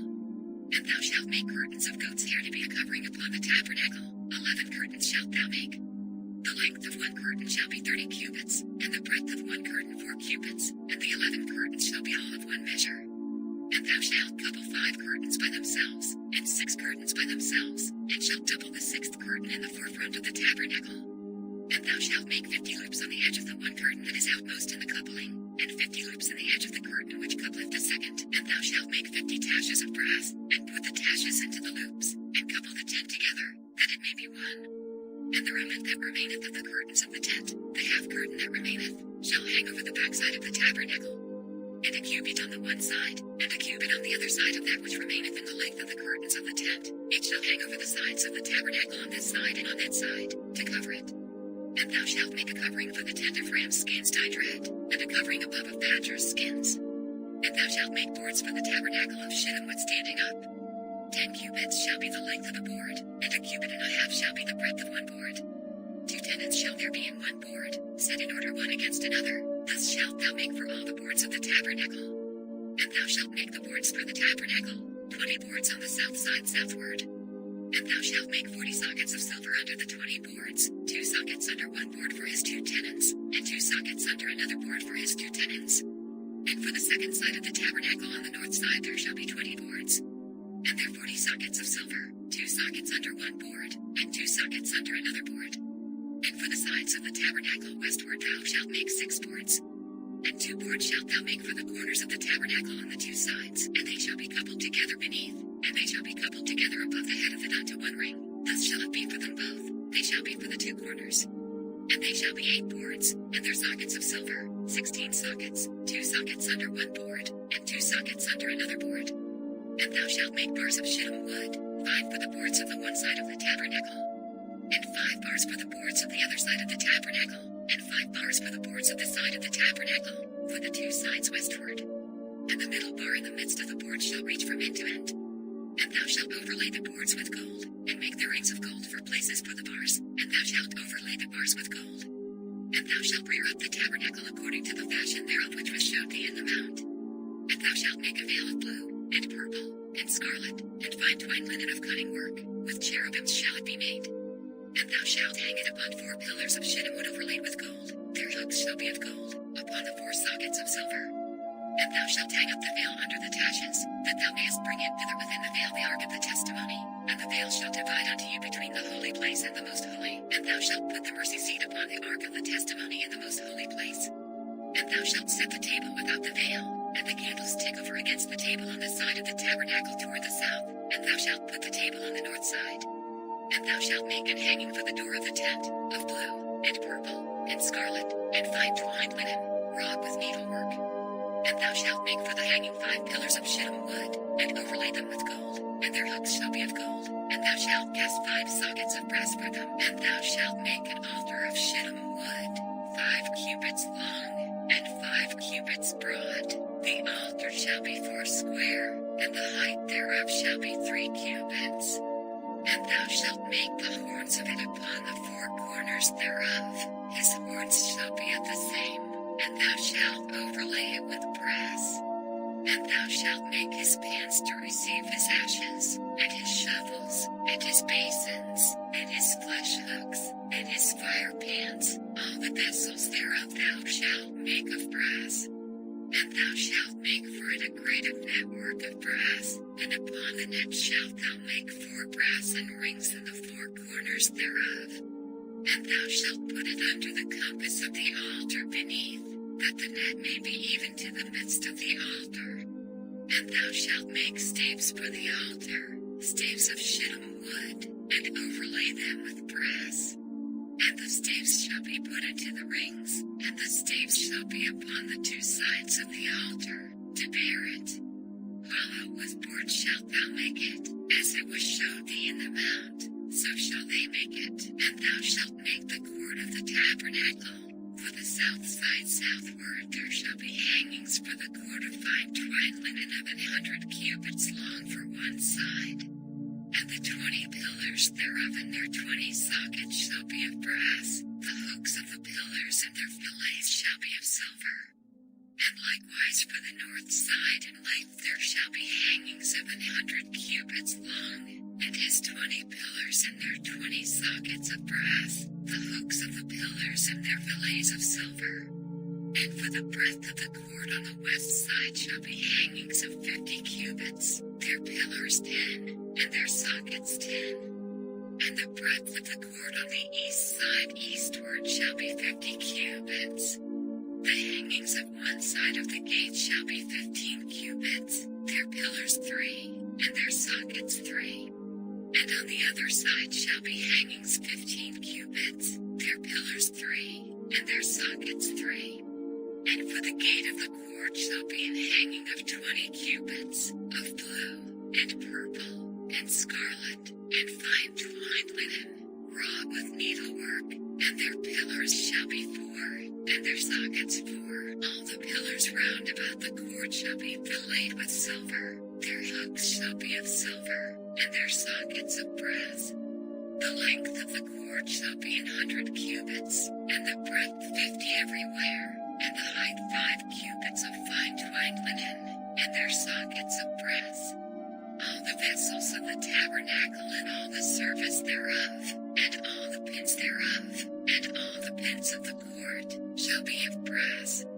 And thou shalt command the children of Israel, that they bring thee pure oil olive beaten for the light, to cause the lamp to burn always. In the tabernacle of the congregation without the veil, which is before the testimony, Aaron and his sons shall order it from evening to morning before the Lord. It shall be a statute forever unto their generations on the behalf of the children of Israel. And take thou unto thee Aaron thy brother, and his sons with him, from among the children of Israel, that he may minister unto me in the priest's office, even Aaron, Nadab, and Abihu, Eleazar and Ithamar, Aaron's sons. And thou shalt make holy garments for Aaron thy brother for glory and for beauty. And thou shalt speak unto all that are wise-hearted, whom I have filled with the spirit of wisdom, that they may make Aaron's garments to consecrate him, that he may minister unto me in the priest's office. And these are the garments which they shall make: a breastplate, and an ephod, and a robe, and a broidered coat, a mitre, and a girdle. And they shall make holy garments for Aaron thy brother, and his sons, that he may minister unto me in the priest's office. And they shall take gold, and blue, and purple, and scarlet, and fine linen. And they shall make the ephod of gold, of blue, and of purple, of scarlet, and fine twined linen, with cunning work. It shall have the two shoulder pieces thereof joined at the two edges thereof, and so it shall be joined together. And the curious girdle of the ephod, which is upon it, shall be of the same, according to the work thereof, even of gold, of blue, and purple, and scarlet, and fine twined linen. And thou shalt take 2 onyx stones, and grave on them the names of the children of Israel, 6 of their names on one stone, and the other 6 names of the rest on the other stone, according to their birth, with the work of an engraver in stone, like the engravings of a signet. Shalt thou engrave the 2 stones with the names of the children of Israel. Thou shalt make them to be 7 ouches of gold. And thou shalt put the 2 stones upon the shoulders of the ephod for stones of memorial unto the children of Israel. And Aaron shall bear their names before the Lord upon his 2 shoulders for a memorial. And thou shalt make ouches of gold, and 2 chains of pure gold at the ends. Of wreathen work shalt thou make them, and fasten the wreathen chains to the ouches. And thou shalt make the breastplate of judgment with cunning work. After the work of the ephod thou shalt make it, of gold, of blue, and of purple, and of scarlet, and of fine twined linen, shalt thou make it. 4 it shall be being doubled. A span shall be the length thereof, and a span shall be the breadth thereof. And thou shalt set in it settings of stones, even 4 rows of stones. The first row shall be a sardius, a topaz, and a carbuncle. This shall be the first row. And the second row shall be an emerald, a sapphire, and a diamond. And the third row a ligure, an agate, and an amethyst. And the 4th row a beryl, and an onyx, and a jasper. They shall be set in gold in their enclosings, and the stones shall be with the names of the children of Israel, 12, according to their names, like the engravings of a signet. Every one with his name shall they be according to the 12 tribes. And thou shalt make upon the breastplate chains at the ends of wreathen work of pure gold. And thou shalt make upon the breastplate 2 rings of gold, and shalt put the 2 rings on the 2 ends of the breastplate. And thou shalt put the 2 wreathen chains of gold in the 2 rings which are on the ends of the breastplate. And the other 2 ends of the 2 wreathen chains thou shalt fasten in the 2 ouches, and put them on the shoulder pieces of the ephod before it. And thou shalt make 2 rings of gold, and thou shalt put them upon the 2 ends of the breastplate in the border thereof, which is in the side of the ephod inward. And 2 other rings of gold thou shalt make, and shalt put them on the 2 sides of the ephod underneath, toward the forepart thereof, over against the other coupling thereof, above the curious girdle of the ephod. And they shall bind the breastplate by the rings thereof unto the rings of the ephod with a lace of blue, that it may be above the curious girdle of the ephod, and that the breastplate be not loosed from the ephod. And Aaron shall bear the names of the children of Israel on the breastplate of judgment upon his heart, when he goeth in unto the holy place, for a memorial before the Lord continually. And thou shalt put in the breastplate of judgment the Urim and the Thummim, and they shall be upon Aaron's heart, when he goeth in before the Lord. And Aaron shall bear the judgment of the children of Israel upon his heart before the Lord continually. And thou shalt make the robe of the ephod olive blue, and there shall be an hole in the top of it, in the midst thereof. It shall have the binding of woven work round about the whole of it, as it were the whole of an habergeon, that it be not rent. And beneath upon the hem of it thou shalt make pomegranates of blue, and of purple, and of scarlet, round about the hem thereof, and bells of gold between them round about. A golden bell and a pomegranate, a golden bell and a pomegranate, upon the hem of the robe round about. And it shall be upon Aaron to minister, and his sound shall be heard when he goeth in unto the holy place before the Lord, and when he cometh out, that he die not. And thou shalt make a plate of pure gold, and grave upon it like the engravings of a signet, holiness to the Lord. And thou shalt put it on a blue lace, that it may be upon the mitre, upon the forefront of the mitre it shall be. And it shall be upon Aaron's forehead, that Aaron may bear the iniquity of the holy things, which the children of Israel shall hallow in all their holy gifts, and it shall be always upon his forehead, that they may be accepted before the Lord. And thou shalt embroider the coat of fine linen, and thou shalt make the mitre of fine linen, and thou shalt make the girdle of needlework. And for Aaron's sons thou shalt make coats, and thou shalt make for them girdles, and bonnets shalt thou make for them, for glory and for beauty. And thou shalt put them upon Aaron thy brother, and his sons with him, and shalt anoint them, and consecrate them, and sanctify them, that they may minister unto me in the priest's office. And thou shalt make them linen breeches to cover their nakedness, from the loins even unto the thighs they shall reach. And they shall be upon Aaron, and upon his sons, when they come in unto the tabernacle of the congregation, or when they come near unto the altar to minister in the holy place, that they bear not iniquity, and die. It shall be a statute forever unto him and his seed after him.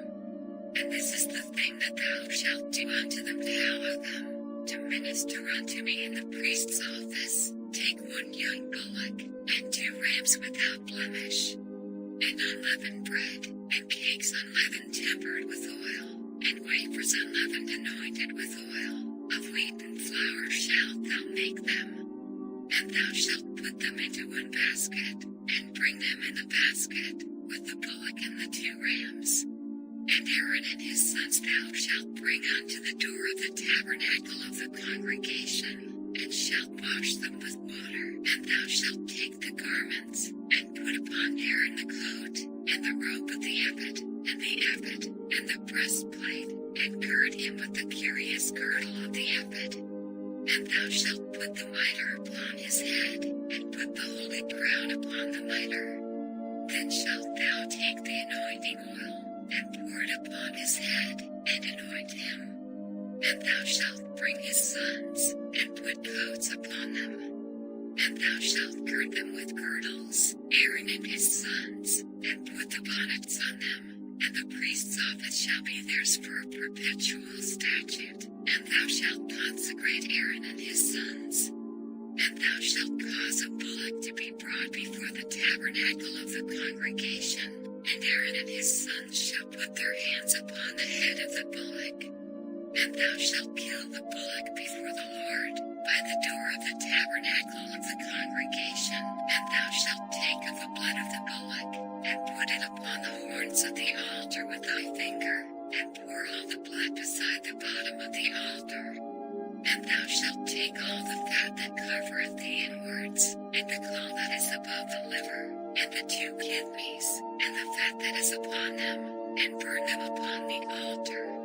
But the flesh of the bullock, and his skin, and his dung, shalt thou burn with fire without the camp. It is a sin offering. Thou shalt also take 1 ram, and Aaron and his sons shall put their hands upon the head of the ram. And thou shalt slay the ram, and thou shalt take his blood, and sprinkle it round about upon the altar. And thou shalt cut the ram in pieces, and wash the inwards of him, and his legs, and put them unto his pieces, and unto his head. And thou shalt burn the whole ram upon the altar. It is a burnt offering unto the Lord. It is a sweet savor, an offering made by fire unto the Lord. And thou shalt take the other ram, and Aaron and his sons shall put their hands upon the head of the ram. Then shalt thou kill the ram, and take of his blood, and put it upon the tip of the right ear of Aaron, and upon the tip of the right ear of his sons, and upon the thumb of their right hand, and upon the great toe of their right foot, and sprinkle the blood upon the altar round about.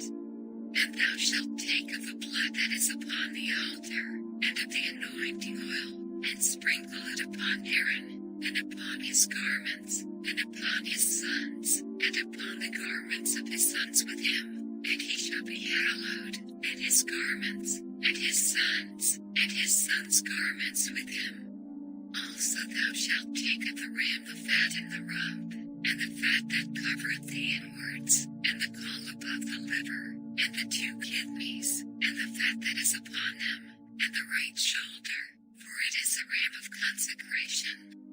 And 1 loaf of bread, and 1 cake of oiled bread, and 1 wafer out of the basket of the unleavened bread that is before the Lord. And thou shalt put all in the hands of Aaron, and in the hands of his sons, and shalt wave them for a wave offering before the Lord. And thou shalt receive them of their hands, and burn them upon the altar for a burnt offering, for a sweet savor before the Lord. It is an offering made by fire unto the Lord. And thou shalt take the breast of the ram of Aaron's consecration, and wave it for a wave offering before the Lord, and it shall be thy part. And thou shalt sanctify the breast of the wave offering, and the shoulder of the heave offering, which is waved, and which is heaved up, of the ram of the consecration, even of that which is for Aaron, and of that which is for his sons.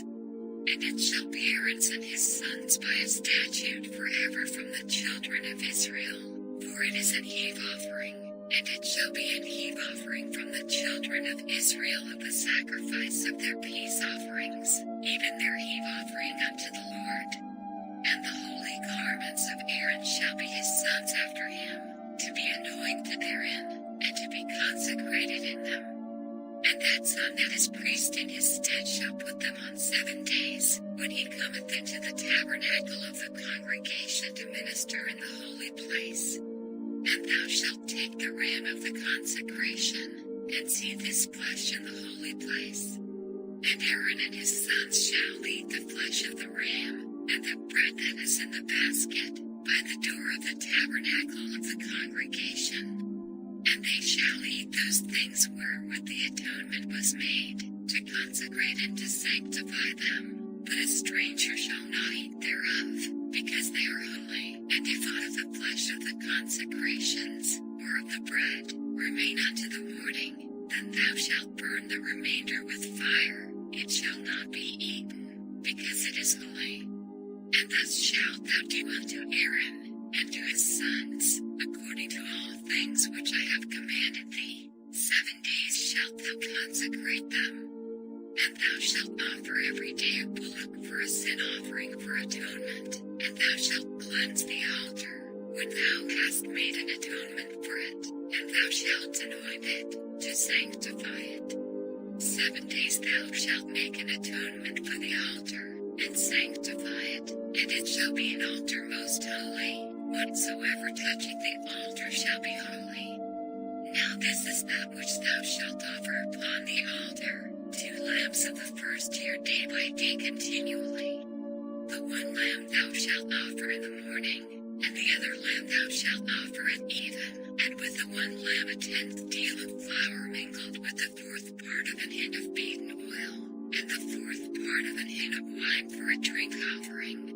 And the other lamb thou shalt offer at even, and shalt do thereto according to the meat offering of the morning, and according to the drink offering thereof, for a sweet savor, an offering made by fire unto the Lord.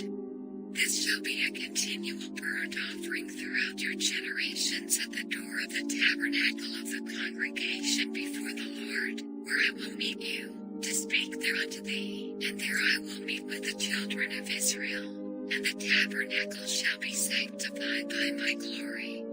And I will sanctify the tabernacle of the congregation, and the altar. I will sanctify also both Aaron and his sons, to minister to me in the priest's office. And I will dwell among the children of Israel, and will be their God.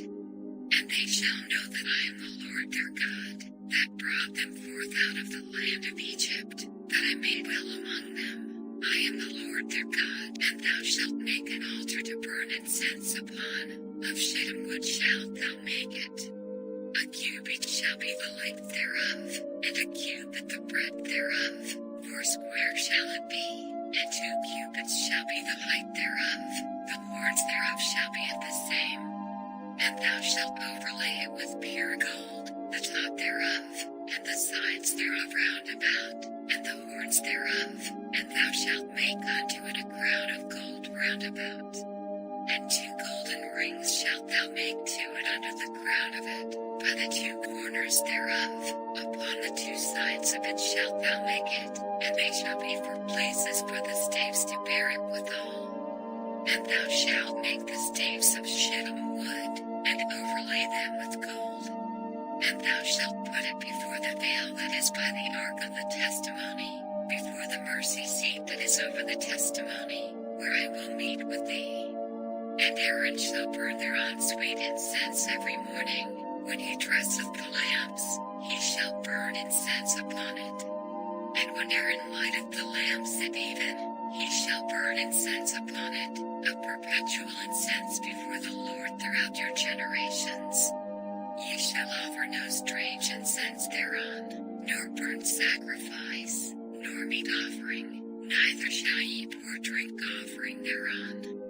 And Aaron shall make an atonement upon the horns of it once in a year with the blood of the sin offering of atonements. Once in a year shall he make atonement upon it throughout your generations. It is most holy unto the Lord. And the Lord spake unto Moses, saying, When thou takest the sum of the children of Israel after their number, then shall they give every man a ransom for his soul unto the Lord, when thou numberest them, that there be no plague among them, when thou numberest them.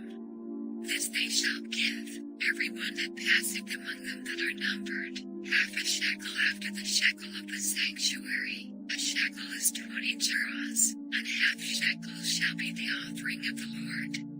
Every one that passeth among them that are numbered, from 20 years old and above, shall give an offering unto the Lord.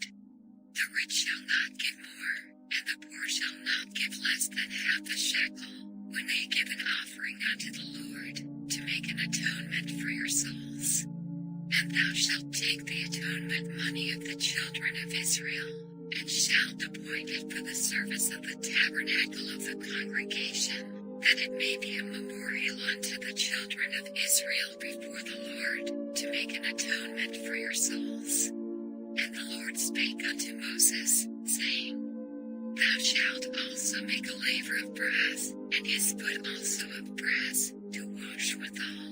And thou shalt put it between the tabernacle of the congregation and the altar, and thou shalt put water therein, for Aaron and his sons shall wash their hands and their feet thereat. When they go into the tabernacle of the congregation, they shall wash with water, that they die not, or when they come near to the altar to minister, to burn offering made by fire unto the Lord. So they shall wash their hands and their feet, that they die not, and it shall be a statute forever to them, even to him and to his seed throughout their generations. Moreover the Lord spake unto Moses, saying, Take thou also unto thee principal spices, of pure myrrh 500 shekels, and of sweet cinnamon half so much, even 250 shekels, and of sweet calamus 250 shekels, and of cassia 500 shekels, after the shekel of the sanctuary, and of oil olive and hin. And thou shalt make it an oil of holy ointment, an ointment compound after the art of the apothecary. It shall be an holy anointing oil. And thou shalt anoint the tabernacle of the congregation therewith, and the ark of the testimony, and the table and all his vessels, and the candlestick and his vessels, and the altar of incense, and the altar of burnt offering with all his vessels, and the laver and his foot. And thou shalt sanctify them, that they may be most holy. Whatsoever toucheth them shall be holy. And thou shalt anoint Aaron and his sons, and consecrate them, that they may minister unto me in the priest's office. And thou shalt speak unto the children of Israel, saying, This shall be an holy anointing oil unto me throughout your generations. Upon man's flesh shall it not be poured, neither shall ye make any other like it, after the composition of it. It is holy, and it shall be holy unto you. Whosoever compoundeth any like it, or whosoever putteth any of it upon a stranger, shall even be cut off from his people.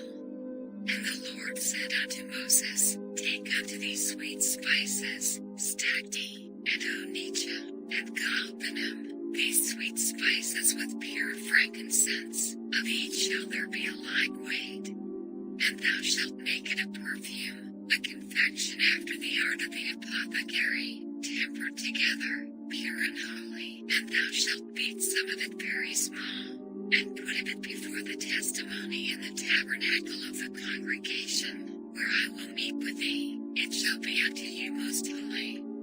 And as for the perfume which thou shalt make, ye shall not make to yourselves according to the composition thereof. It shall be unto thee holy for the Lord. Whosoever shall make like unto that, to smell thereto, shall even be cut off from his people.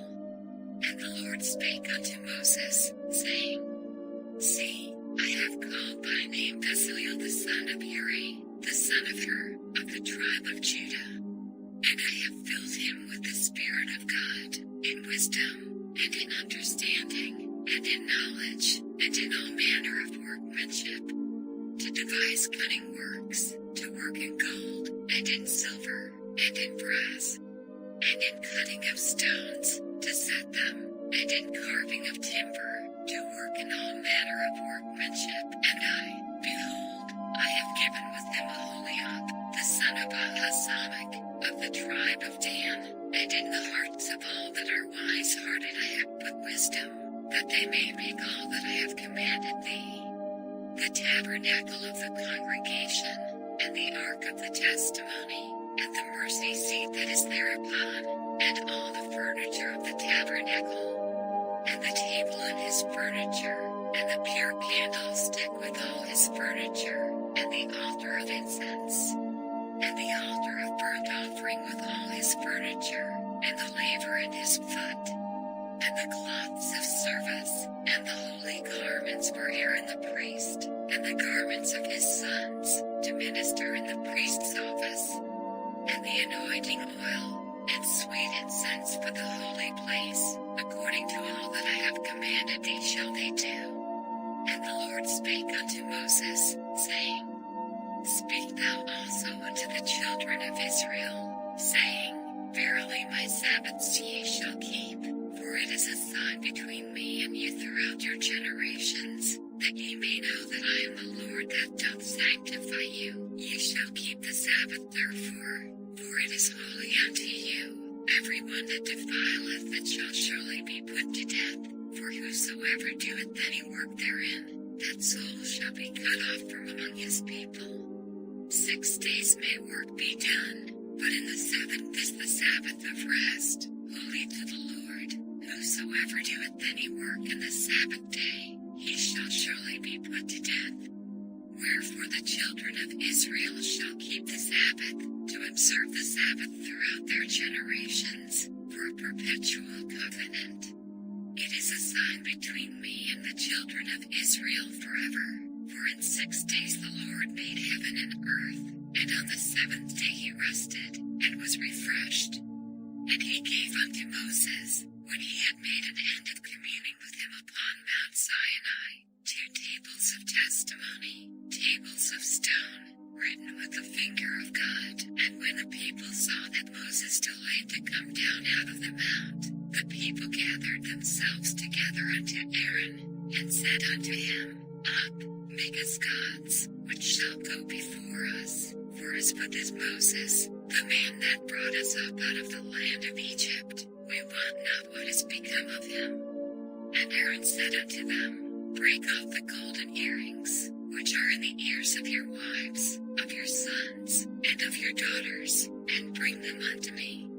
And all the people brake off the golden earrings which were in their ears, and brought them unto Aaron. And he received them at their hand, and fashioned it with a graving tool, after he had made it a molten calf. And they said, These be thy gods, O Israel, which brought thee up out of the land of Egypt. And when Aaron saw it, he built an altar before it, and Aaron made proclamation, and said, Tomorrow is a feast to the Lord. And they rose up early on the morrow, and offered burnt offerings, and brought peace offerings. And the people sat down to eat and to drink, and rose up to play. And the Lord said unto Moses, Go, get thee down, for thy people, which thou broughtest out of the land of Egypt, have corrupted themselves. They have turned aside quickly out of the way which I commanded them. They have made them a molten calf, and have worshipped it, and have sacrificed thereunto, and said, These be thy gods, O Israel, which have brought thee up out of the land of Egypt. And the Lord said unto Moses, I have seen this people, and, behold, it is a stiff-necked people. Now therefore let me alone, that my wrath may wax hot against them, and that I may consume them, and I will make of thee a great nation. And Moses besought the Lord his God, and said, Lord, why doth thy wrath wax hot against thy people, which thou hast brought forth out of the land of Egypt with great power, and with a mighty hand? Wherefore should the Egyptians speak, and say, For mischief did he bring them out, to slay them in the mountains, and to consume them from the face of the earth? Turn from thy fierce wrath, and repent of this evil against thy people. Remember Abraham, Isaac, and Israel, thy servants, to whom thou sworest by thine own self, and saidst unto them, I will multiply your seed as the stars of heaven, and all this land that I have spoken of will I give unto your seed, and they shall inherit it forever. And the Lord repented of the evil which he thought to do unto his people. And Moses turned, and went down from the mount, and the 2 tables of the testimony were in his hand. The tables were written on both their sides, on the one side and on the other were they written.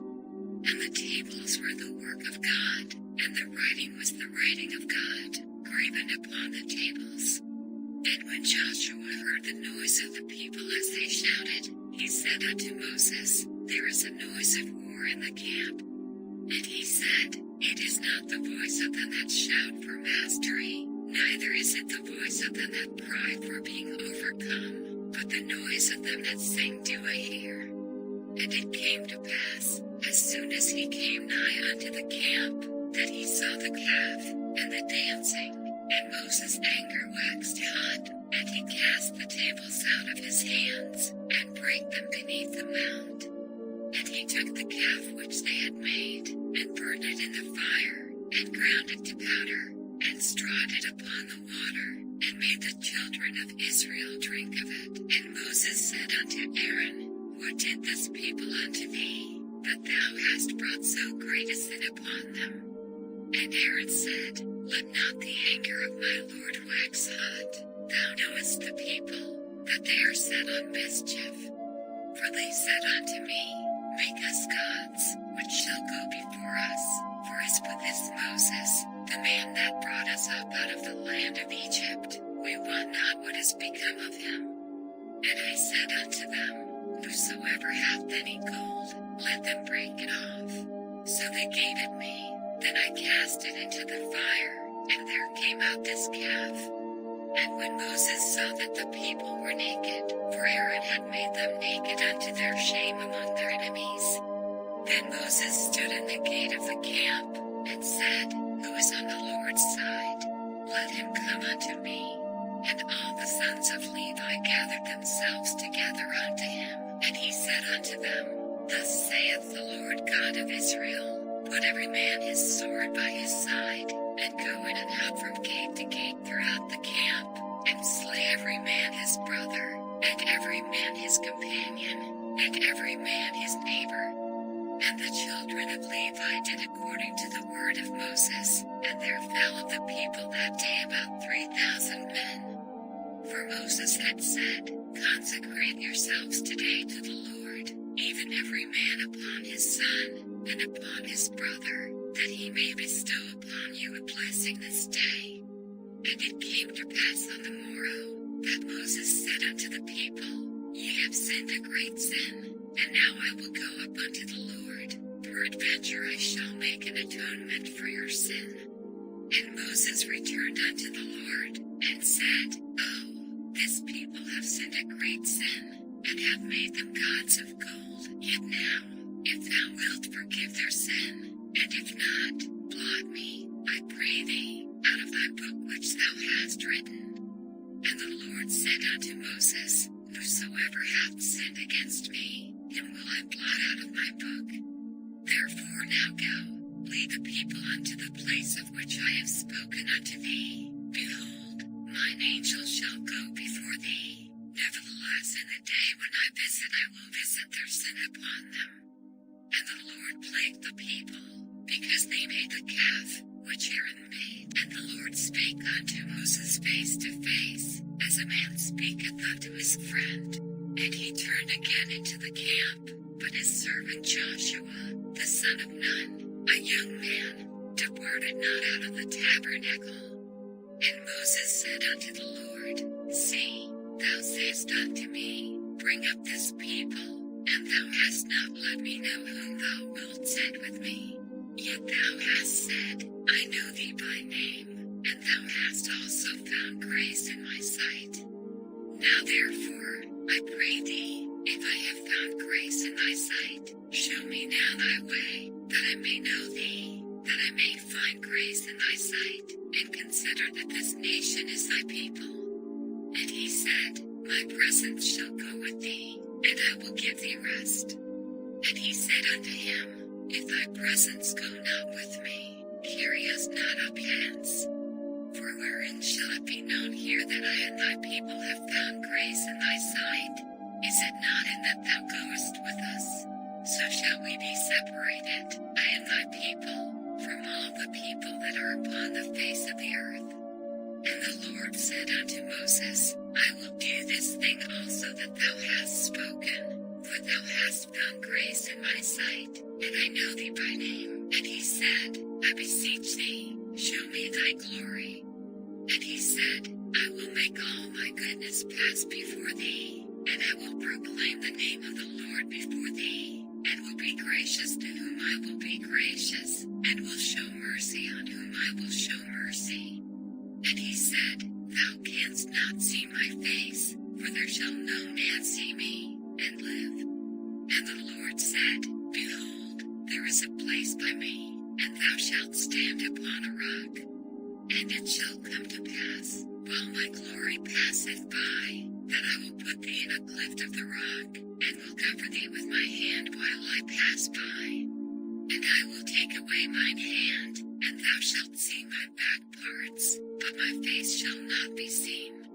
And the Lord said unto Moses, Hew thee 2 tables of stone like unto the first, and I will write upon these tables the words that were in the first tables, which thou breakest. And be ready in the morning, and come up in the morning unto Mount Sinai, and present thyself there to me in the top of the mount, and no man shall come up with thee, neither let any man be seen throughout all the mount, neither let the flocks nor herds feed before that mount. And he hewed 2 tables of stone like unto the first, and Moses rose up early in the morning, and went up unto Mount Sinai, as the Lord had commanded him, and took in his hand the 2 tables of stone. And the Lord descended in the cloud, and stood with him there, and proclaimed the name of the Lord. And the Lord passed by before him, and proclaimed, the Lord God, merciful and gracious, long-suffering, and abundant in goodness and truth, keeping mercy for thousands, forgiving iniquity and transgression and sin, and that will by no means clear the guilty, visiting the iniquity of the fathers upon the children, and upon the children's children, unto the 3rd and to the 4th generation. And Moses made haste, and bowed his head toward the earth, and worshipped. And he said, If now I have found grace in thy sight, O Lord, let my Lord, I pray thee, go among us, for it is a stiff-necked people, and pardon our iniquity and our sin, and take us for thine inheritance. And he said, Behold, I make a covenant before all my people I will do marvels, such as have not been done in all the earth, nor in any nation. And all the people among which thou art shall see the work of the Lord, for it is a terrible thing that I will do with thee. Observe thou that which I command thee this day. Behold, I drive out before thee the Amorite, and the Canaanite, and the Hittite, and the Perizzite, and the Hivite, and the Jebusite. Take heed to thyself, lest thou make a covenant with the inhabitants of the land whither thou goest, lest it be for a snare in the midst of thee. But ye shall destroy their altars, break their images, and cut down their groves. For thou shalt worship no other God, for the Lord, whose name is jealous, is a jealous God. Lest thou make a covenant with the inhabitants of the land, and they go a-whoring after their gods, and do sacrifice unto their gods, and one call thee, and thou eat of his sacrifice. And thou take of their daughters unto thy sons, and their daughters go a-whoring after their gods, and make thy sons go a-whoring after their gods. Thou shalt make thee no molten gods. The feast of unleavened bread shalt thou keep. 7 days thou shalt eat unleavened bread, as I commanded thee, in the time of the month Abib. For in the month Abib thou camest out from Egypt. All that openeth the matrix is mine, and every firstling among thy cattle, whether ox or sheep, that is male. But the firstling of an ass thou shalt redeem with a lamb, and if thou redeem him not, then shalt thou break his neck. All the firstborn of thy sons thou shalt redeem, and none shall appear before me empty. 6 days thou shalt work, but on the 7th day thou shalt rest. In hearing time and in harvest thou shalt rest. And thou shalt observe the feast of weeks, of the first fruits of wheat harvest, and the feast of ingathering at the year's end. Thrice in the year shall all your men children appear before the Lord God, the God of Israel. For I will cast out the nations before thee, and enlarge thy borders. Neither shall any man desire thy land, when thou shalt go up to appear before the Lord thy God thrice in the year. Thou shalt not offer the blood of my sacrifice with leaven, neither shall the sacrifice of the feast of the Passover be left unto the morning. The first of the first fruits of thy land thou shalt bring unto the house of the Lord thy God. Thou shalt not see the kid in his mother's milk. And the Lord said unto Moses, Write thou these words, for after the tenor of these words I have made a covenant with thee and with Israel. And he was there with the Lord 40 days and 40 nights. He did neither eat bread, nor drink water. And he wrote upon the tables the words of the covenant, the 10 commandments. And it came to pass, when Moses came down from Mount Sinai with the 2 tables of testimony in Moses' hand, when he came down from the mount, that Moses wist not that the skin of his face shone while he talked with him. And when Aaron and all the children of Israel saw Moses, behold, the skin of his face shone, and they were afraid to come nigh him. And Moses called unto them, and Aaron and all the rulers of the congregation returned unto him, and Moses talked with them. And afterward all the children of Israel came nigh, and he gave them in commandment all that the Lord had spoken with him in Mount Sinai. Until Moses had done speaking with him, he put a veil on his face.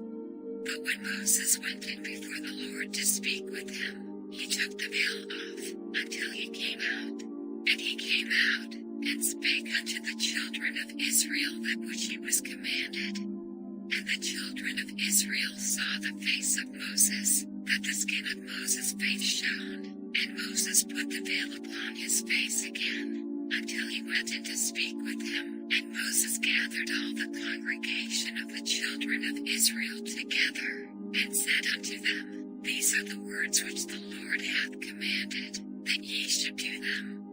6 days shall work be done, but on the 7th day there shall be to you an holy day, a Sabbath of rest to the Lord. Whosoever doeth work therein shall be put to death.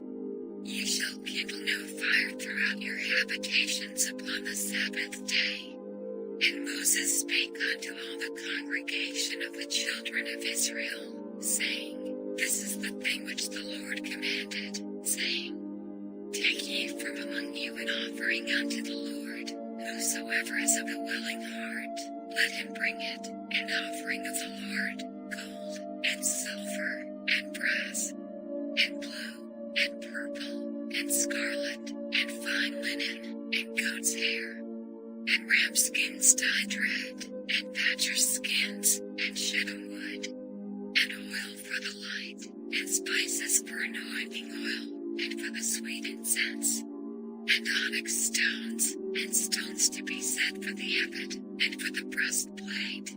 And every wise-hearted among you shall come, and make all that the Lord hath commanded, the tabernacle, his tent, and his covering, his taches, and his boards, his bars, his pillars, and his sockets, the ark, and the staves thereof, with the mercy seat, and the veil of the covering, the table, and his staves, and all his vessels, and the showbread, the candlestick also for the light, and his furniture, and his lamps, with the oil for the light, and the incense altar, and his staves, and the anointing oil, and the sweet incense, and the hanging for the door of the entering in of the tabernacle, the altar of burnt offering, with his brass and grate, his staves, and all his vessels, the laver and his foot, the hangings of the court, his pillars, and their sockets, and the hanging for the door of the court, the pins of the tabernacle, and the pins of the court, and their cords, the cloths of service, to do service in the holy place, the holy garments for Aaron the priest, and the garments of his sons, to minister in the priest's office. And all the congregation of the children of Israel departed from the presence of Moses. And they came, everyone whose heart stirred him up, and everyone whom his spirit made willing. And they brought the Lord's offering to the work of the tabernacle of the congregation, and for all his service, and for the holy garments. And they came, both men and women, as many as were willing-hearted, and brought bracelets, and earrings, and rings, and tablets, all jewels of gold. And every man that offered an offering of gold unto the Lord. And every man with whom was found blue, and purple, and scarlet, and fine linen, and goat's hair, and red skins of rams, and badger skins, brought them. Every one that did offer an offering of silver and brass brought the Lord's offering, and every man with whom was found shittim wood for any work of the service brought it. And all the women that were wise-hearted did spin with their hands, and brought that which they had spun, both of blue, and of purple, and of scarlet, and of fine linen. And all the women whose hearts stirred them up in wisdom spun goat's hair. And the rulers brought onyx stones, and stones to be set, for the ephod, and for the breastplate, and spice, and oil for the light, and for the anointing oil, and for the sweet incense. The children of Israel brought a willing offering unto the Lord, every man and woman, whose heart made them willing to bring for all manner of work, which the Lord had commanded to be made by the hand of Moses. And Moses said unto the children of Israel, See, the Lord hath called by name Bezaleel the son of Uri, the son of Hur, of the tribe of Judah, and he hath filled him with the Spirit of God, in wisdom, in understanding, and in knowledge, and in all manner of workmanship, and to devise curious works, to work in gold, and in silver, and in brass, and in the cutting of stones, to set them, and in carving of wood, to make any manner of cunning work. And he hath put in his heart that he may teach, both he, and Aholiab, the son of Ahisamach, of the tribe of Dan. Them hath he filled with wisdom of heart, to work all manner of work, of the engraver, and of the cutting workman, and of the embroiderer, in blue, and of the weaver, even of them that do any work, and of those that devise cunning work. Then wrought Bezaleel and Aholiab, and every wise-hearted man, in whom the Lord put wisdom and understanding to know how to work all manner of work for the service of the sanctuary, according to all that the Lord had commanded. And Moses called Bezaleel and Aholiab, and every wise-hearted man, in whose heart the Lord had put wisdom, even every one whose heart stirred him up to come unto the work to do it.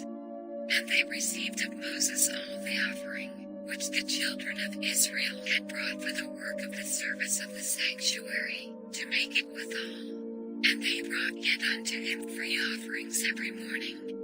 And all the wise men, that wrought all the work of the sanctuary, came every man from his work which they made. And they spake unto Moses, saying, The people bring much more than enough for the service of the work, which the Lord commanded to make. And Moses gave commandment, and they caused it to be proclaimed throughout the camp, saying, Let neither man nor woman make any more work for the offering of the sanctuary. So the people were restrained from bringing. For the stuff they had was sufficient for all the work to make it, and too much. And every wise-hearted man among them that wrought the work of the tabernacle made 10 curtains of fine twined linen, and blue, and purple, and scarlet, with cherubims of cunning work made he them. The length of one curtain was 20 cubits, and the breadth of one curtain 4 cubits. The curtains were all of one size. And he coupled the 5 curtains one unto another, and the other 5 curtains he coupled one unto another. And he made loops of blue on the edge of one curtain from the selvage in the coupling. Likewise he made in the outermost side of another curtain, in the coupling of the second. 50 loops made he in one curtain, and 50 loops made he in the edge of the curtain which was in the coupling of the second. The loops held one curtain to another. And he made 50 taches of gold, and coupled the curtains one unto another with the taches, so it became one tabernacle. And he made curtains of goat's hair for the tent over the tabernacle. 11 curtains he made them. The length of one curtain was 30 cubits, and 4 cubits was the breadth of one curtain. The 11 curtains were of one size, and he coupled 5 curtains by themselves, and 6 curtains by themselves. And he made 50 loops upon the outermost edge of the curtain in the coupling, and 50 loops made he upon the edge of the curtain which coupleth the second. And he made 50 taches of brass to couple the tent together, that it might be one. And he made a covering for the tent of ram's skins dyed red, and a covering of badger's skins above that. And he made boards for the tabernacle of shittim wood, standing up. The length of a board was 10 cubits, and the breadth of a board 1 cubit and a half. One board had 2 tenons, equally distant one from another. Thus did he make for all the boards of the tabernacle. And he made boards for the tabernacle, 20 boards for the south side southward. And 40 sockets of silver he made under the 20 boards, 2 sockets under one board for his 2 tenons, and 2 sockets under another board for his 2 tenons. And for the other side of the tabernacle, which is toward the north corner, he made 20 boards. And their 40 sockets of silver, 2 sockets under one board, and 2 sockets under another board. And for the sides of the tabernacle westward he made 6 boards. And 2 boards made he for the corners of the tabernacle on the 2 sides. And they were coupled beneath, and coupled together at the head thereof, to one ring. Thus he did to both of them in both the corners. And there were 8 boards, and their sockets were 16 sockets of silver, under every board 2 sockets. And he made bars of shittim wood, 5 for the boards of the one side of the tabernacle, and 5 bars for the boards of the other side of the tabernacle, and 5 bars for the boards of the tabernacle for the sides westward. And And he made the middle part to shoot through the boards from the one end to the other. And he overlaid the boards with gold, and made their rings of gold to be places for the bars, and overlaid the bars with gold. And he made a veil of blue, and purple, and scarlet, and fine twined linen, with cherubims made he it of cunning work. And he made thereunto 4 pillars of shittim wood, and overlaid them with gold. Their hooks were of gold, and he cast for them 4 sockets of silver. And he made an hanging for the tabernacle door of blue, and purple, and scarlet, and fine twined linen, of needlework. And the 5 pillars of it with their hooks, and he overlaid their chapiters and their fillets with gold. But their 5 sockets were of brass, and Bezaleel made the ark of shittim wood. 2 cubits and a half was the length of it, and a cubit and a half the breadth of it, and a cubit and a half the height of it. And he overlaid it with pure gold within and without, and made a crown of gold to it round about. And he cast forth 4 rings of gold, to be set by the 4 corners of it, even 2 rings upon the one side of it, and 2 rings upon the other side of it. And he made staves of shittim wood, and overlaid them with gold. And he put the staves into the rings by the sides of the ark, to bear the ark. And he made the mercy seat of pure gold. 2 cubits and a half was the length thereof, and 1 cubit and a half the breadth thereof. And he made 2 cherubims of gold, beaten out of 1 piece made he them, on the 2 ends of the mercy seat. 1 cherub on the end on this side, and another cherub on the other end on that side. Out of the mercy seat made he the cherubims on the 2 ends thereof, and the cherubims spread out their wings on high, and covered with their wings over the mercy seat, with their faces one to another, even to the mercy seatward were the faces of the cherubims. And he made the table of shittim wood. 2 cubits was the length thereof, and a cubit the breadth thereof, and a cubit and a half the height thereof. And he overlaid it with pure gold, and made thereunto a crown of gold round about. Also he made thereunto a border of an handbreadth round about, and made a crown of gold for the border thereof round about. And he cast forth 4 rings of gold, and put the rings upon the 4 corners that were in the 4 feet thereof. Over against the border were the rings, the places for the staves to bear the table. And he made the staves of shittim wood, and overlaid them with gold, to bear the table. And he made the vessels which were upon the table, his dishes, and his spoons, and his bowls, and his covers to cover withal, of pure gold. And he made the candlestick of pure gold, of beaten work made he the candlestick, his shaft, and his branch, his bowls, his knobs, and his flowers, were of the same. And 6 branches going out of the sides thereof, 3 branches of the candlestick out of the one side thereof, and 3 branches of the candlestick out of the other side thereof. 3 bowls made after the fashion of almonds in 1 branch, a knop and a flower, and 3 bowls made like almonds in another branch, a knop and a flower, so throughout the 6 branches going out of the candlestick. And in the candlestick were 4 bowls made like almonds, his knobs, and his flowers, and a knop under 2 branches of the same, and a knop under 2 branches of the same, and a knop under 2 branches of the same, according to the 6 branches going out of it. Their knobs and their branches were of the same, all of it was 1 beaten work of pure gold. And he made his 7 lamps, and his snuffers, and his snuff dishes, of pure gold.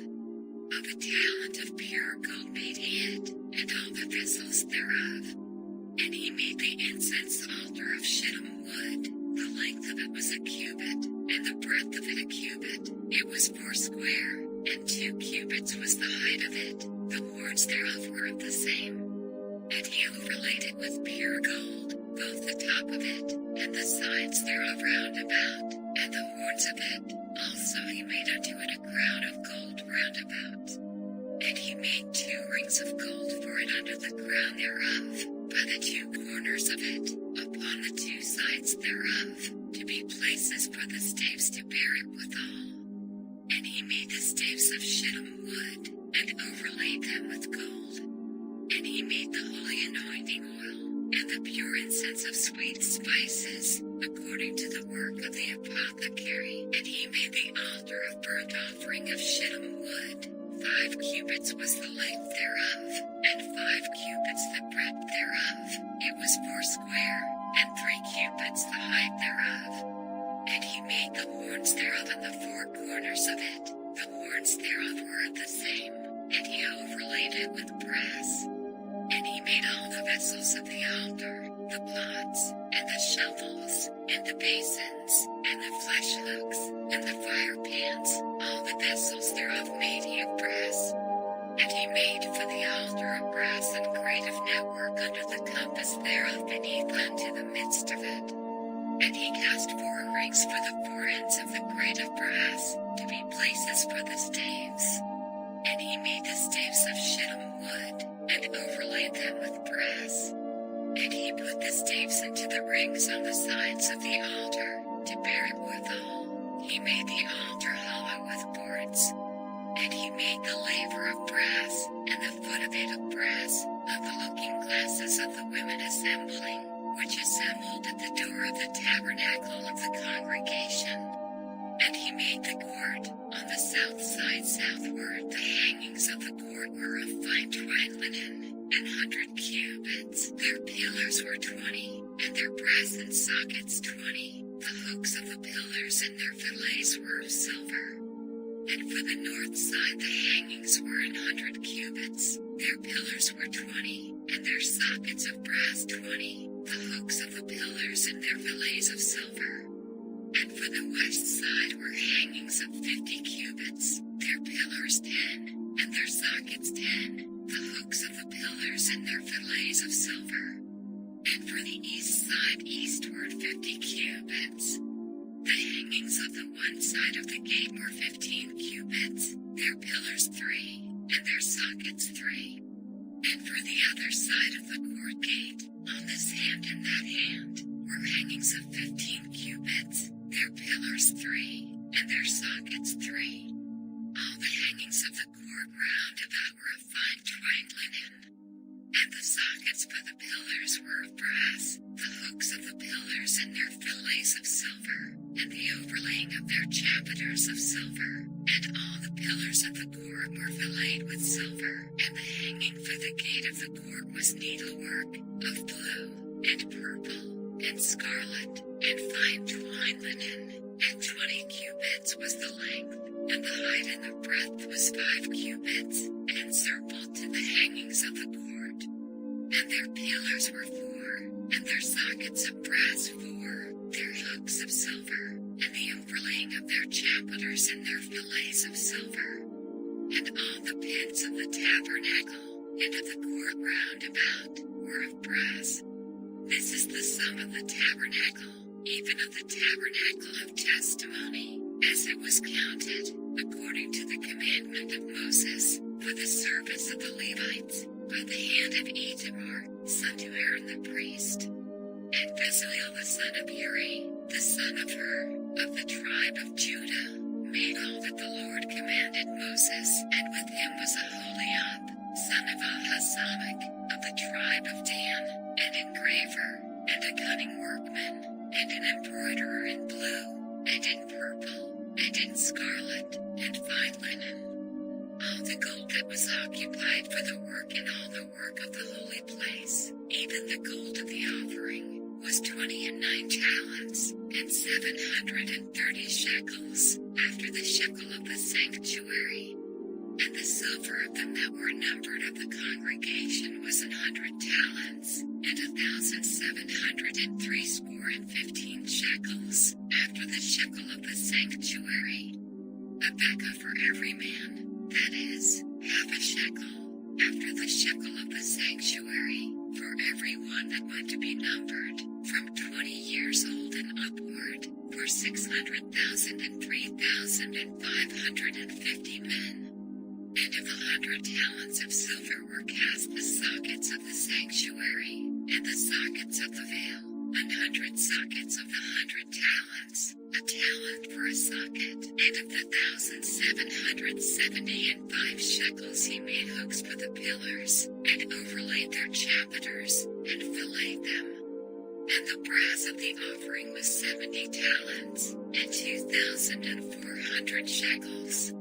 And therewith he made the sockets to the door of the tabernacle of the congregation, and the brassen altar, and the brassen grate for it, and all the vessels of the altar, and the sockets of the court round about, and the sockets of the court gate, and all the pins of the tabernacle, and all the pins of the court round about, and of the blue, and purple, and scarlet, they made cloths of service, to do service in the holy place, and made the holy garments for Aaron, as the Lord commanded Moses. And he made the ephod of gold, blue, and purple, and scarlet, and fine twined linen. And they did beat the gold into thin plates, and cut it into wires, to work it in the blue, and in the purple, and in the scarlet, and in the fine linen, with cunning work. They made shoulder pieces for it, to couple it together. By the 2 edges was it coupled together. And the curious girdle of his ephod, that was upon it, was of the same, according to the work thereof, of gold, blue, and purple, and scarlet, and fine twined linen, as the Lord commanded Moses. And they wrought onyx stones enclosed in ouches of gold, graven, as signets are graven, with the names of the children of Israel.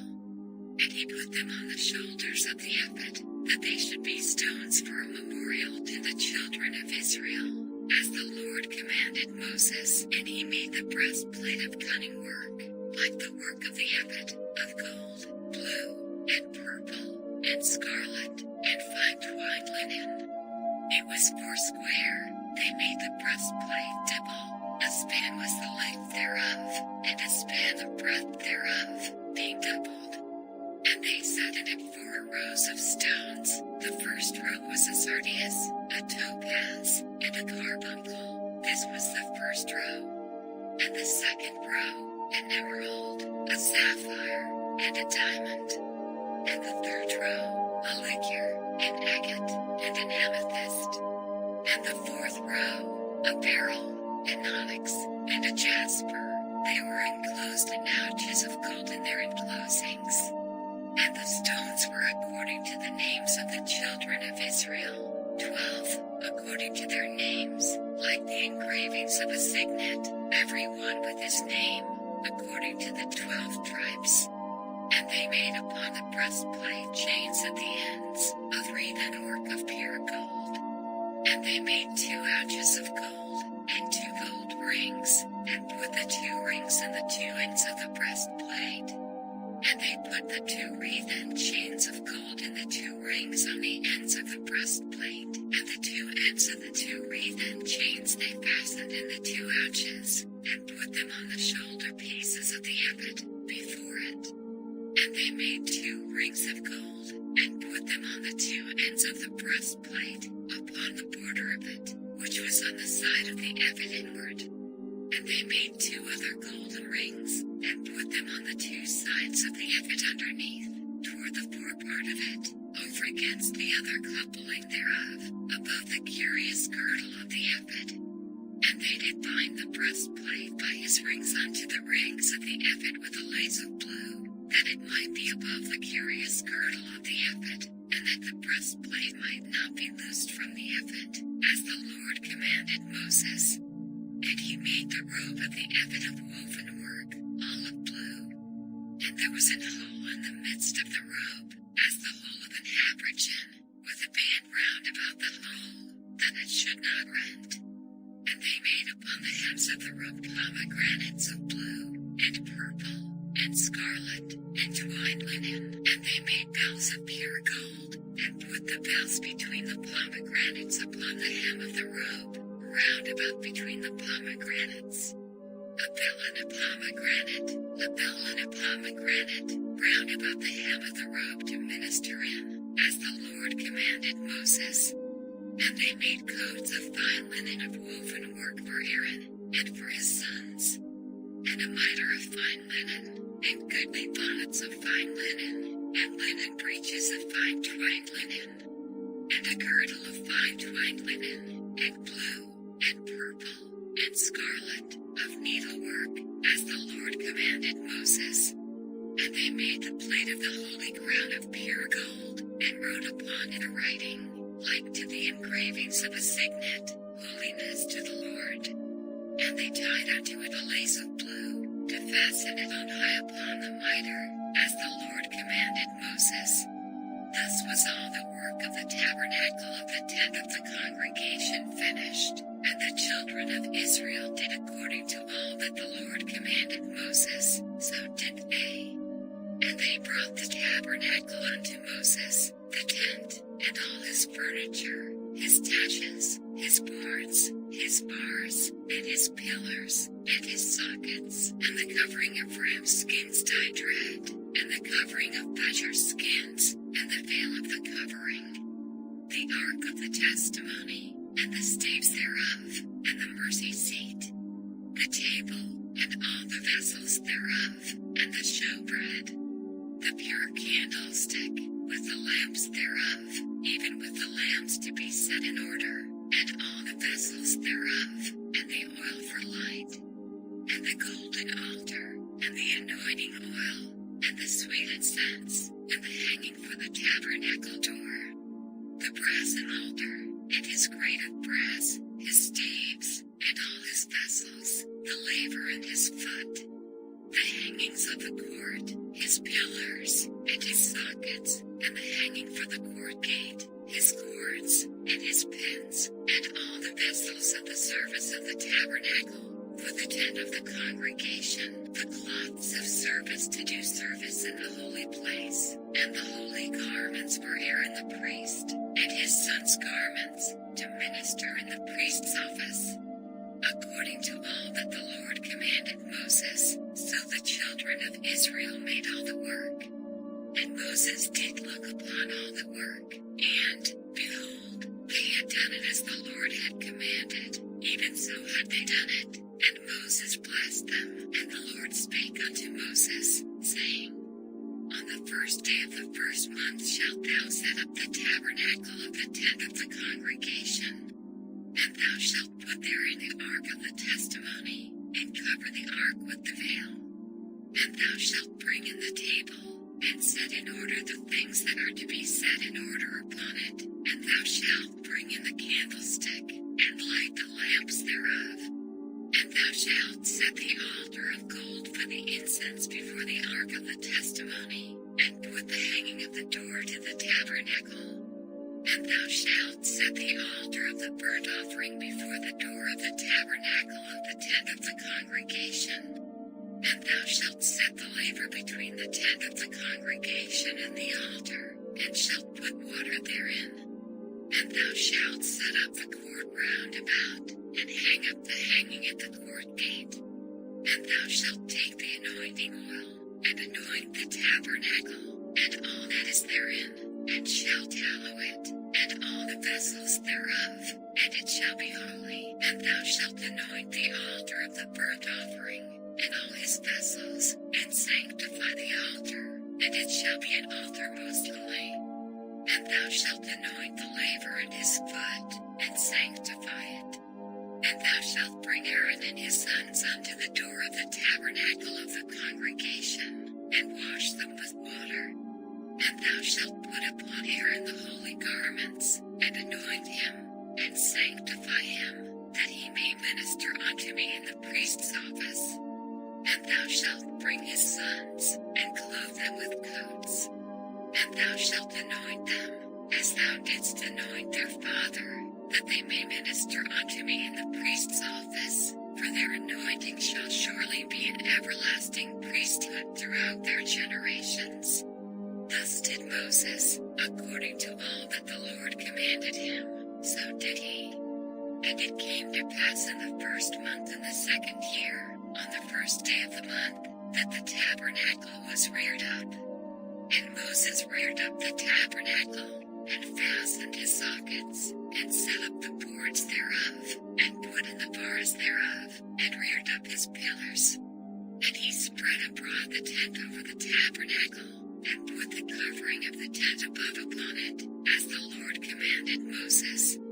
And he took and put the testimony into the ark, and set the staves on the ark, and put the mercy seat above upon the ark. And he brought the ark into the tabernacle, and set up the veil of the covering, and covered the ark of the testimony, as the Lord commanded Moses. And he put the table in the tent of the congregation, upon the side of the tabernacle northward, without the veil. And he set the bread in order upon it before the Lord, as the Lord had commanded Moses. And he put the candlestick in the tent of the congregation, over against the table, on the side of the tabernacle southward. And he lighted the lamps before the Lord, as the Lord commanded Moses. And he put the golden altar in the tent of the congregation before the veil. And he burned sweet incense thereon, as the Lord commanded Moses. And he set up the hanging at the door of the tabernacle. And he put the altar of burnt offering by the door of the tabernacle of the tent of the congregation, and offered upon it the burnt offering and the meat offering, as the Lord commanded Moses. And he set the laver between the tent of the congregation and the altar, and put water there, to wash withal. And Moses and Aaron and his sons washed their hands and their feet thereat, when they went into the tent of the congregation, and when they came near unto the altar, they washed, as the Lord commanded Moses. And he reared up the court round about the tabernacle and the altar, and set up the hanging of the court gate. So Moses finished the work.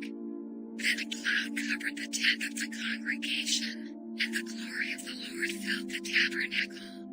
And Moses was not able to enter into the tent of the congregation, because the cloud abode thereon, and the glory of the Lord filled the tabernacle. And when the cloud was taken up from over the tabernacle, the children of Israel went onward in all their journeys. But if the cloud were not taken up, then they journeyed not till the day that it was taken up. For the cloud of the Lord was upon the tabernacle by day, and fire was on it by night, in the sight of all the house of Israel, throughout all their journeys.